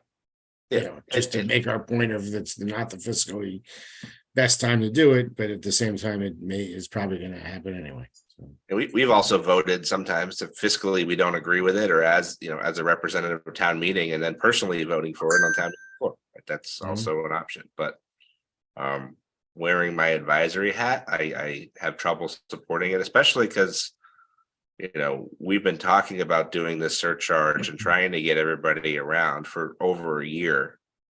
And it doesn't seem like anybody was taking us seriously. It's really making traction.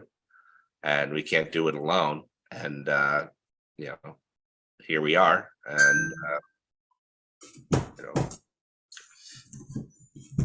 Tim, what are your Yeah, I mean- thoughts? Or Adam, go ahead. Sorry. No, go ahead, Tim.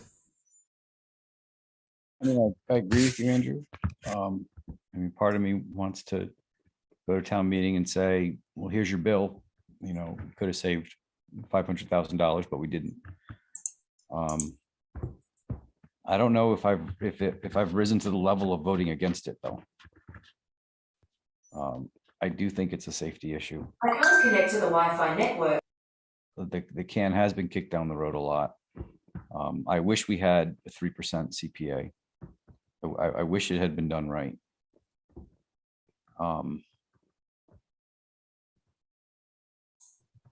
And I think this is a tough one. We want to leave this one for at town meeting and make it part of the discussion on the floor. I think the concern, I think for me, I don't think there's much that's going to change between here and that time. I mean, I don't think they're going to, you know, all of a sudden get signatures and start the 3% process, right? I mean, CPC just didn't seem to really. But whether it's a soapbox or not, it's a good chance to, you know, why are you on the fence about it? To explain that we could save a significant amount of money if we had done this in the past when we asked for it, and when you asked for it, because I wasn't on the board yet, and B, you know, if we do this now, you know, change that now and wait a year, we still get our field and we get it at a you know, a more fiscally responsible way. So maybe that's part of the conversation, you know, at town meeting, and they can agree, you know, the town can say, no, we don't care, we'd rather spend the money and do it now, or they could say, hey, that makes a lot of sense, we can have both. So Yeah, I think the risk, which maybe is not a huge one, is if we use our vote to play the I told you so game, and then people actually do agree that we should wait the year, but that seriously hampers the ability for the students to participate in athletics, and it's an unsafe environment. Is it worth it for us to make a point on principle so that students can't participate in athletics? Is it truly unsafe? Like, can they not use it another year? Is it seemed like they made a strong argument? No. the track looked bad, but I don't know about The track looked bad. It sounded like the rest of it, maybe they could squeeze a year out. Right. So if we're talking about 1 year where we need to find an alternative track, and I don't know if one exists or not, maybe not. There's one down the street. Trotter. The track, So- We just redid brand new it. track. Yeah. So if it's, you know what, 1 year, you gotta, that's not Adam, uncommon, it's not, right? respectfully, I don't think it's I told you so. I think it's as your advisory board that's supposed to handle financial, we're telling you the financial best way to do it. That's not always the only answer, but that's our purview. I agree. I agree with the financial argument 100%. I don't want to do this year. I think if there's an alternative option, then that's viable. I think this is a year when you can wait. And if it doesn't pass, and Algonquin says, you know, listen, it's a liability, we have to have it. They revote it, and it comes back to us again. Right. And they, you know, besides the track, it didn't sound like they couldn't possibly have a football game. Right. Right. Right. It just added they would like a new field. Yeah. I mean, they're playing tennis on the courts this year. Yeah. And they weren't, the track was, I don't think it was up to the conditions to allow them to have a certain kind of meet. I can't remember which one it was. They but- couldn't have it. They couldn't have a track meet. Period. They had to go Yeah. somewhere else for that. Yeah. But I don't think it was. But again, I don't know. Yeah, I That's wasn't not- sure if they could use it for practice, but they couldn't use it for the meet, right? That wasn't quite clear on that. But you would assume that if they can't use it for a meet, it's probably not good for practice, but Right. Well, Marcy, you're the only one we haven't heard from, so I'm curious if your opinion. So. No, I agree with Andrew on this, and I think everybody else pretty much. I am not in favor of this at this point. So, do we want to leave this for at town meeting, or do we want to vote it? I think we should vote it because I mean, what's good about it is it fosters conversation. right? We can put it into our letter, people know ahead of time, and they can start to think about it. At town meeting, they don't have time to necessarily ahead of time see it. Well, we confuse people by approving the CPC funds and not approving the. Well, primary. I think let's vote on the field Algonquin one first, and then we can kind of see what the message would be on our voting on Article 14. I'm concerned about, like, there's a difference between not approving the project and not approving the financing of the project. And I don't want to send the wrong message. So I think most of us are actually in favor of the project. We just think it should be, financed differently. Yeah, that's Tim, fair. I think all of us are probably in favor Yeah, I of think that. that's in our letter that goes to my Southborough that we hand out. I think it's going to go into, if somebody asks us at town meeting, we get up and talk to it. I think I don't know about that. I think if they see, school project advisories, 05, that sends a very strong message that we're against it. yeah, but if somebody asks us why, Hmm. we could say, we are all in support of the project. We are not in support of the current funding methodology. We would prefer it went through this channel, which would mean pushing it off at least for a year.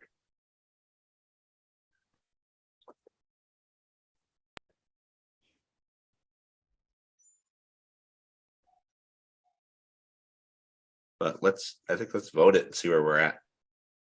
We can always re-vote it at town meeting too, if things change between now and then. I'm gonna throw it out because I think I'm waiting. I'd rather wait till leave it at that town meeting, but I'll leave everyone else if we want to vote it. We can vote it, but that's my opinion. So, Well, I mean, what do people want? They want to vote it or not? I'd like to vote. I just think it, then it's in the I agree with record. Howard. So we have a split vote on that. What about you? I mean, Patty? well, let's see if we have a motion in a second. Is there a motion to approve Article 15 for Algonquin Athletic Field and Facilities? So moved. Is there a second? I'll second it. All right. This is the easier the way right around way. this. If it never gets a second, then I guess it's not. That's the right way to do it, Andrew. Okay. Any more further discussion? which one are we doing? I'm sorry. Algonquin, not the CPA, just the Article 15.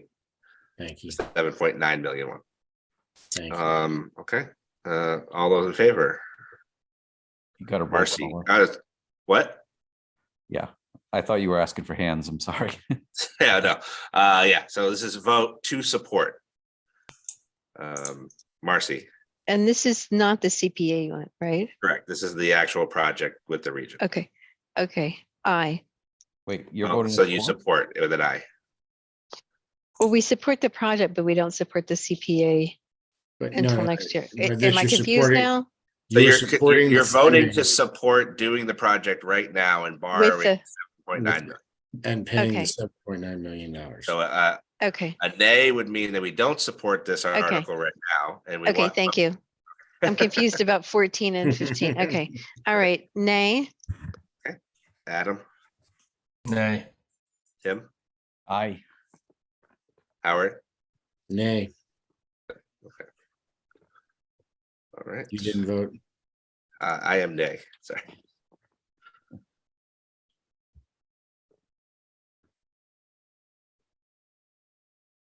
Nope, you have one eye in there. It's 4-1. Or it's One 1-4. 140. 041. No, 1-4. Sorry. 1-4. Oh, Okay. Now CPA. I mean, I guess it should follow the second article, unless we wanted to support it because we really want to use CPA for it. But again, it's well, let me ask this. Wasn't the first part the CPA funds paid? Oh, no, that paid for, they broke it out to specific parts. yeah. So I think we could. I think I would vote to support doing the tennis courts with CPA funds. I think you have to do it all at once. I think I was hoping that they could use that funding to pay off the design team and get the plans all done and have it ready to go and ready to bid, and we could. Yeah, that's already, they're already ready to bid. I think they've actually already gone out to bid. Yeah, but how do they pay for that? They have paid it out of I think the revolving account at the region. Okay. Yeah, but this is a little strange now because But the way I think about it is you two would want to separate do these projects, right? projects. They are two separate projects, but Because it they're makes talking sense to about do them taking the together. 200,000 off the 7.9, right? If it passes. Mhm. So if we approve this, we're basically saying, go ahead and do the $240,000 project to do the tennis courts with CPA funds. Just don't do the rest of it. Yeah, which Actually, you're is- saying fund the rest of we'll give Yeah. you fund it. We don't know where you're gonna get the rest of it. And does that send a confusing message of do they move forward or not? Well, they could move forward and just do the work on the tennis courts that's funded by CPA. They just aren't going to be able to do the rest of the 7.9 million because it's not I funded. think that kills it. I think it's an all or one. Oh yeah, they couldn't, but I They think could, no, they could actually. technically You they could- you could they do it could, piecemeal right? and choose. it wouldn't make much sense to do that. But I think approving it sends a message that we're cool with the project. Just use CPA. If that makes any sense. Yeah, it's squirrely, but it makes sense. Okay. Well, Is there a we're motion? gonna write a good letter to Yeah, we'll explain talk all about this. the letter and how that's going to work. I'm curious to get your guys' thoughts.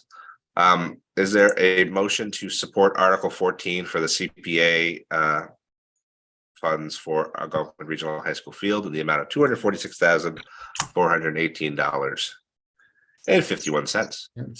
So moved. Second. All right, Howard. I have to go first, huh? I can switch. Marcy, you want to go first? Aye. Okay, Adam, Aye. Tim, Aye. Howard, Aye. and Andrew is aye. Now that'll be fun to explain that. Okay. Well, let me save this before I lose it. We voted all these. I'm assuming nobody wants to revote any of those. The Hopkinton IMA for the water, we didn't vote because they didn't have the right article language and they didn't have the dollar amount. Yeah. So now it is the 200,000 for the audit for the peer review. Did everybody read? And we get that paid back when we're done for. We Hopkins get pays that that paid back. back basically immediately. Hopkinton's ready to basically give us the check right now. Right, okay. But we just didn't vote it because the language wasn't right in the warrant. And last I time. noticed on this, did the select board vote it last night, do you know? I think they didn't because they felt weird about voting on something that they're telling themselves to vote about. So I think they left it at town meeting. That's fine, okay. I'm just, But I didn't get to watch the meeting, I was. yeah, I didn't. I mean, this is the updated sheet from last night, so obviously it looks like they didn't vote it. But Okay. is there a Just motion curious. to support Article 25 as written in the warrant? So moved. For a second. Second. All right, Howard, you can go first this time. Aye. Tim, Aye. Adam, Aye. Marcy, Aye. and Andrew is aye. Reluctantly. You can all come over and watch us Grange put a water tower in my backyard. Can we paint it? They'll I put don't up one of know. those fake Maybe I tree could maybe I things. could pick the color. Maybe they'll let me do that. We'll buy you a new shrub you can put there, you know, those fast growing high ones. All right. Tree bylaw, tree maintenance fund, scenic roads. We had at town Honestly, meeting last I time. haven't had a chance to really review them Yeah. again. I'd like to leave them, so. I'm fine with leaving those. The three from Melissa that she talked about, I mean, I think they made sense. Select board voted to support them. Mhm. We vote those together. I don't really see the difference between them. Sure. All right, I move that we support Article 29, 30, and 31 for the zoning bylaw change, general stormwater management, and amend zoning bylaw for floodplain district. Second. So, yeah, so moved, sorry. Okay. I'm gonna second first. Roll call vote. All right, I thought he actually. I think I actually made the motion, but He actually Oh, said, I'm he actually made sorry. the motion that I'm time. sorry. That's what I was I thinking. messed up that time. It's again, I'm it's getting clearly, late. I'm clearly tired. Thanks for All right. sticking with me, guys. It's been a long day. Has been. Um, Sorry about that. Marcy, Aye. Adam, Aye. Tim, Aye. Howard, Aye. and Andrew is aye. Okay, that's 29, 30, 31.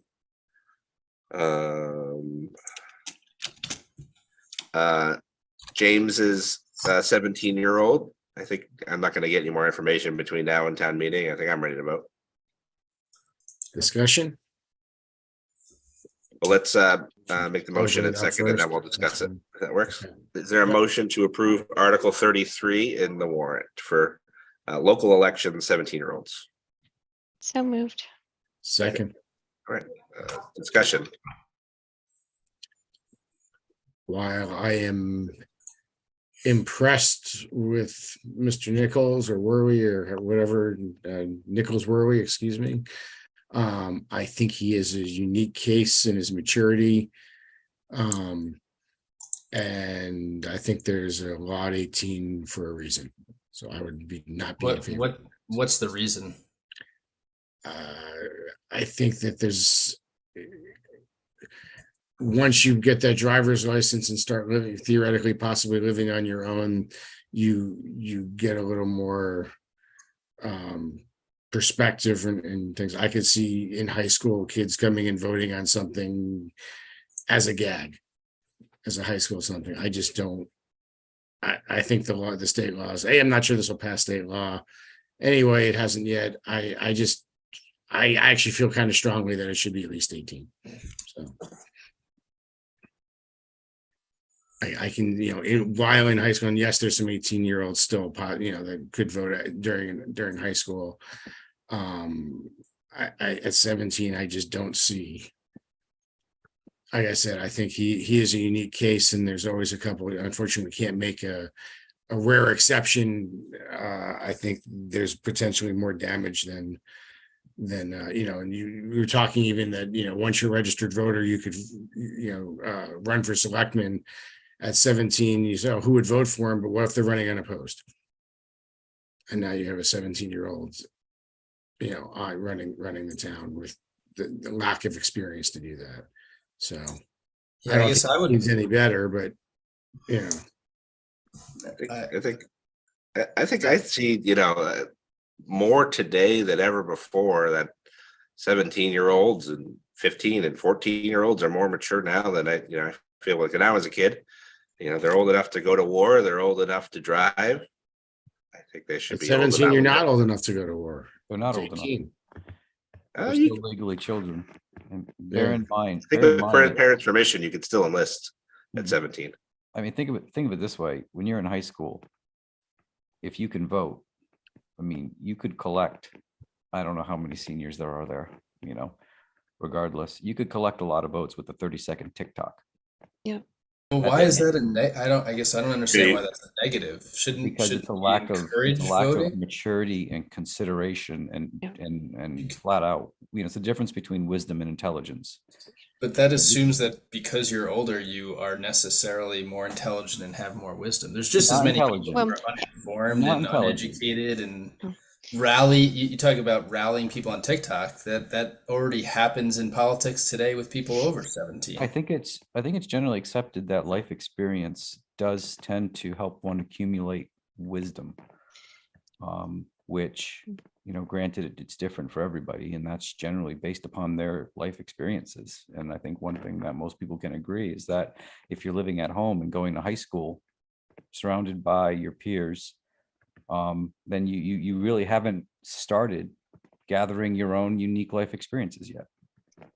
I mean, and to piggyback onto that, I think one of the arguments, which I appreciate, and James is, again, kudos to James, but municipal government votes sometimes are much more impactful than state and national election votes. So think of the St. Mark's Bell Tower. It won by one vote.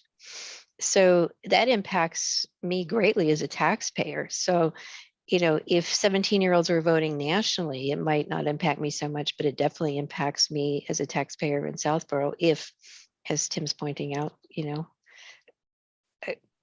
17-year-olds who aren't taxpayers are voting to increase taxes. So I am opposed to sort of the town government model as training wheels for, civic engagement.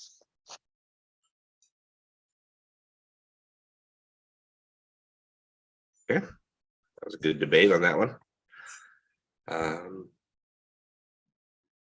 Was this made and seconded, and we're in the discussion? Yes.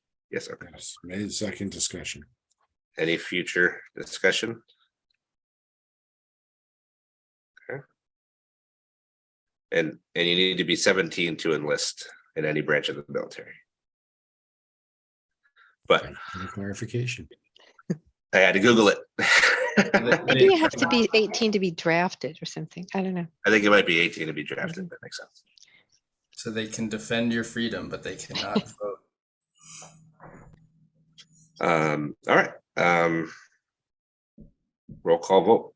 Marcy, Nay. Adam, Aye. Tim, Nay. Howard, Nay. and Andrew is aye. So it's no, 2, 3.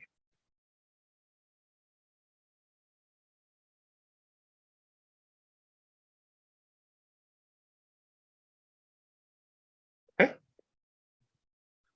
That's it. That's it. There we go. And the zoning business that The was zoning is going to get left pulled, so no sense in voting on that. We voted on the other ones. Regional district dispatch. I'll save that one for last. I think the Heidi one, select board still hasn't heard from her, and I'll hold off on at town meeting. I want to understand that more. I haven't dug into it. If that's okay with everybody. That's fine. And then the Public Works Planning Board, we talked about a little bit. Are anybody ready to vote on that one? Was she not available to join us tonight, or do we not invite her? I think I didn't, just because with the amount of agenda items that I had, we're pushing 11 o'clock already.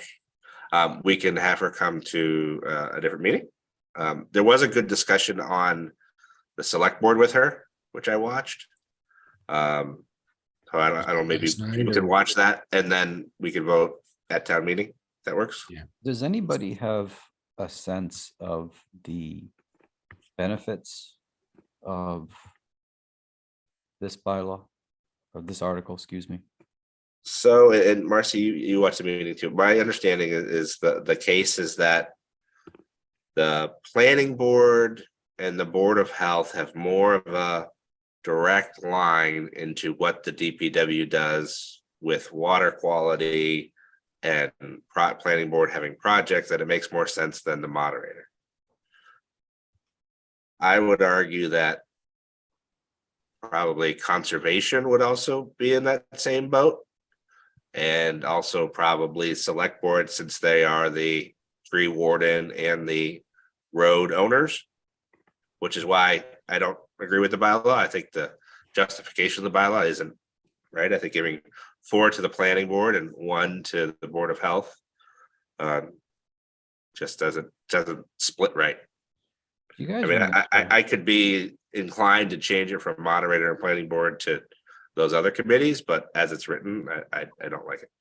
Do you remember the speech Mr. Butler gave at a town meeting not so long ago about how unwise it was to be changing our bylaws on the floor of town meeting with a single citizen petition that hasn't been vetted through committee? Correct. And I feel I like agree. this is just another example of that. Am I right or wrong? I completely agree. So I'm against it on 2 folds. 1, that a citizen's petition should not be changing a bylaw, and 2, and actually it isn't binding. Which is interesting. And then two, I just don't think that the committee structure that she's proposing is the right one. I'm ready to vote, but I'll defer to the group. Yeah, I'm ready. Well, is there a motion to for advisory to support Article 39 for the Public Works Planning Board? So moved. Is there a second? Second. All right. Any further discussion? Seeing none. Howard. Nay. Yep. Nay. Adam. Nay. Marcy. Nay. And Andrew is nay. Okay.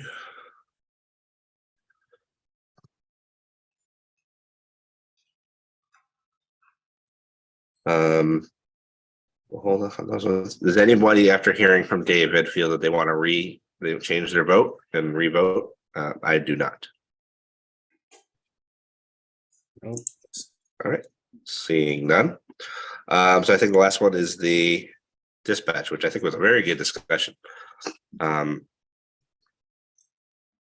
I think I wasn't quite sure about this one. I think I am leaning towards being in favor of getting out or requesting to get out of the IMA. Again, it's non-binding, but I think it should send a message that, for me, that I don't like the site. I think the language is a little bit difficult, and I'd like to see, as Mr. Butler pointed out, maybe changing the structure of the regional to a different methodology that gives town meeting some more authority. I agree with that. Just, once again, it's a non-binding article, but yeah, I think tonight's discussion was enlightening and a good discussion. I was also interested to see the selectmen's vote was different than I anticipated it to be too. So after previous discussions in their meetings. Yep. Okay. I agree. Excuse me. Is there a motion to support Article? Hang on. Sorry. Hang on 1 second. Am I on the right?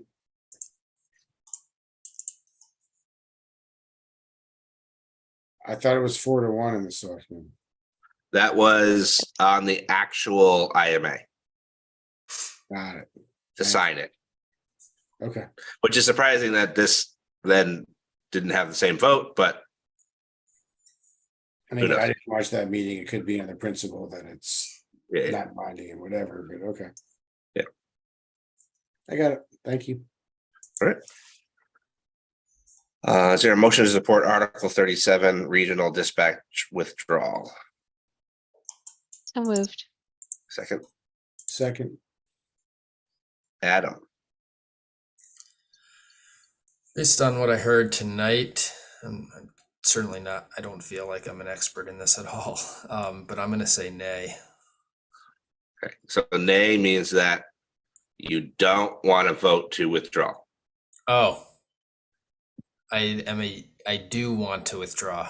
So I'm So you agree with Bonnie that we should withdraw from the IMA before the June 1st cutoff? Yes. Okay, just to make sure. Okay. So you would be at I, is that correct? Yeah, an I, sorry. Yeah, it's confusing. I had to do it's a double negative, right? Yeah. Marcy, Aye. Tim, Aye. Howard, Aye. and Andrew is I. All right. I think in terms of votes, that covers us off. Everything else will be at town meeting. So normally I've never done it because Kathy did the last one. Advisory puts together kind of a letter that talks about this year's budget and finances and what's in the budget this year and opinions on certain articles. In the past, I think Kathy and maybe was it Tim, one other person, maybe I think Judy used to help her write it. And then she'd send it to us for edits and collect those, or do you want to have a separate meeting to discuss the letter, if that process works? So in the past, Kathy would draft it. If there were sections where she needed help, she would reach out to individuals for those Okay. sections. And Judy did a I don't want to say final because she did multiple Okay. multiple run-throughs. Spell checks and all the good stuff. She was good. That's right. I'm fine taking a stab at drafting it, and you know, if there's certain sections, maybe working with I'm happy to help. Okay. Are there any items people want to include? I certainly think it's good for us to probably include our, you know, kind of basically what we talked about on the regional dispatch. I think what we had for Algonquin, certainly the discussion we had there, the discussion on St. Mark's Street Park, I think, and kind of the opinions we had there. You know, our general opinion of the budget's always an important one. Yeah, it seems like anywhere where that you just mentioned, Andrew, there's either we had a lot of discussion or we have a vote that is not in agreement with Yeah. select board. Yeah, I think we should, James's article, probably anywhere that we're not a unanimous vote or unanimous along with select board, is probably somewhere where I'd target. I think one that we talked about, Tim, that I think we should add in is a overall message from advisory. If everybody agrees that non-binding citizens petition articles should really, you know, be very wary of the slippery slope of it's a lot to get people out to town meeting, and what is it? 11, I think. 11 of our 44 articles are citizens petitions, and most of those are in the consent agenda, so you can kind of throw those into one. So it's a lot of time is going to be spent on non-binding articles in town meeting that probably would be better served running through the committee process. And being, you know, going through that process, maybe be sponsored by a committee or by the select board. But the fact that just because you got 10 signatures, now you have the opportunity to sit in front of town meeting and demand their attention. Well, that's assumes people show up. Yeah. So that's how. But I think a message to say that this is a trend that I've seen in the last few years increase. And it's a trend I don't particularly think is good for the town. Well, they're all at the end, right? So that's good. Is there a way that is clearly delineated during town meetings so that people know that we are now talking about citizen petitions at this time, you know, whatever it is, 8 to 11 or whatever we think it's going to be? I think the warrant, I think the summary Let you says, know which are yeah, the warrant says this is a citizen's petition in the summary. right. Yeah, it does. But I guess what I'm asking, this maybe is not up to, it's definitely not up to us, I would say, but if we had a time slot that was specifically allocated towards this, and it was at the very end of the day, I think you would get people who would then say, okay, I'm only going to expect to be there until this time starts. And if, you know, they're going to leave. It's hard to know what that time is Yeah, because you never know how much debate. And we're always surprised of which articles are, you know, have the most heated discussions. So. No, but if you said it's from 9 to 11, and we finish the other things before then people can go home early if they're not interested. If you're running late, then that means you have to go into a second day because you're now giving time to these things, and you can't finish the things that were supposed to be done by 9. Well, that's one of the reasons they're at the end, I think. So yeah. Well, I guess what I'm suggesting is if you make it painful, you won't have this happen again. Do we think this is a symptom of people not feeling heard though? Like I see here, for example, some of these cell policy, et cetera. If I wanted to get that on the agenda of select board or I don't know, some committee, do I just call up and request it or? But my Because some of understanding these is, things have been talked about in various meetings and I think like St. Mark's and some others are just, this is a way of making a statement. But some of these, I think, well, that I agree with you. They should just be on some other committee. my understanding is that Ms. Davis has already presented to the select board, which is why we have a 5G policy already. Okay. So the select board did implement it, and this is a change to that policy, but I don't know whether or not they have gone back to the select board to modify the policy that was already created. That makes sense. I guess the reason I'm saying that is because if we're going to make a statement, we don't, really endorse these avenues for bringing forward issues. Maybe we should explain what the avenue is, but I guess it might be hard to do depending on what the issue is. Yeah. So I think that's fair. No, that's definitely fair. I guess what I'm also advocating though, Marcy, is that we give the people who are going to take time away from their family or whatever else they could be doing to be at town meeting, to be knowledgeable about, from this point forward, we're talking about things that are not binding, that are from citizen petitions. That, if I want to decide to spend my 2 hours hearing somebody out on these things, I can. I think we might have seen that, Adam, at the last few meetings. I mean, I haven't been on advisory that long, but it seems to me like the crowds do kind of clear out when we get to some of these. But yeah, they do. And I mean, you remember in last town meeting, it was if it goes to a second night for just the citizens petitions, a lot of people were like, I'm not coming back. Oh no, yeah. No. One of the things I've never seen and I don't want to see is if this happens and people walk out, anybody can stand up and call a point of no quorum. Mhm. At which point, I don't even know if we can end town meeting. Like, I don't know what we do. I think we have to put it on hold and host another one until we get quorum because it's not been closed out. But I mean, that's more of a Paul question than I can answer.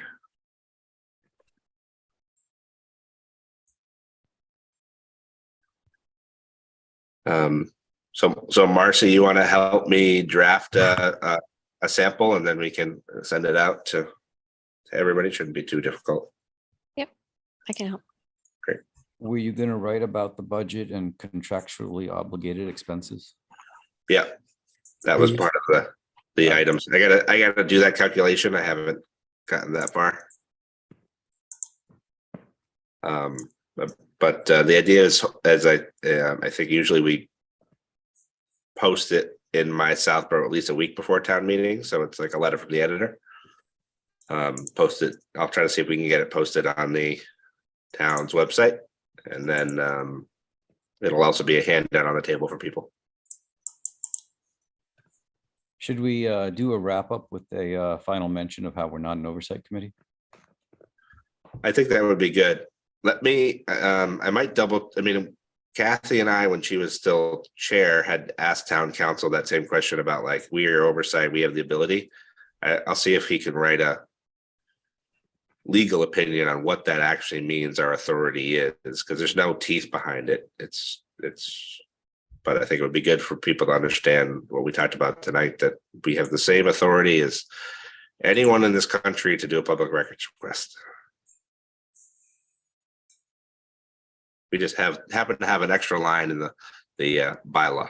Okay.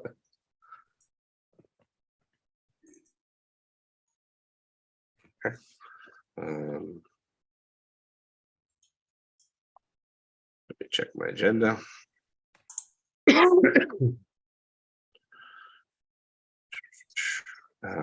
Any other business properly brought forth? Okay. Public comment.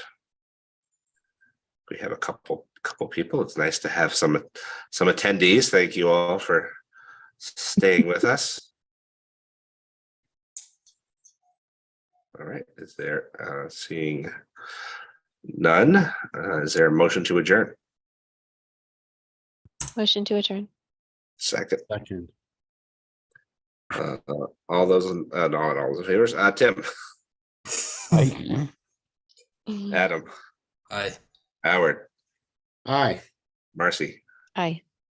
Andrew is aye. Thank you, everybody. Thank you, Claire, for sticking in. Thank you for our Thank attendees. you. Have a good night. Awesome work. Great. Another budget year down. Thank you, everybody. All right. Night take care. all. Good night. Good night, everyone.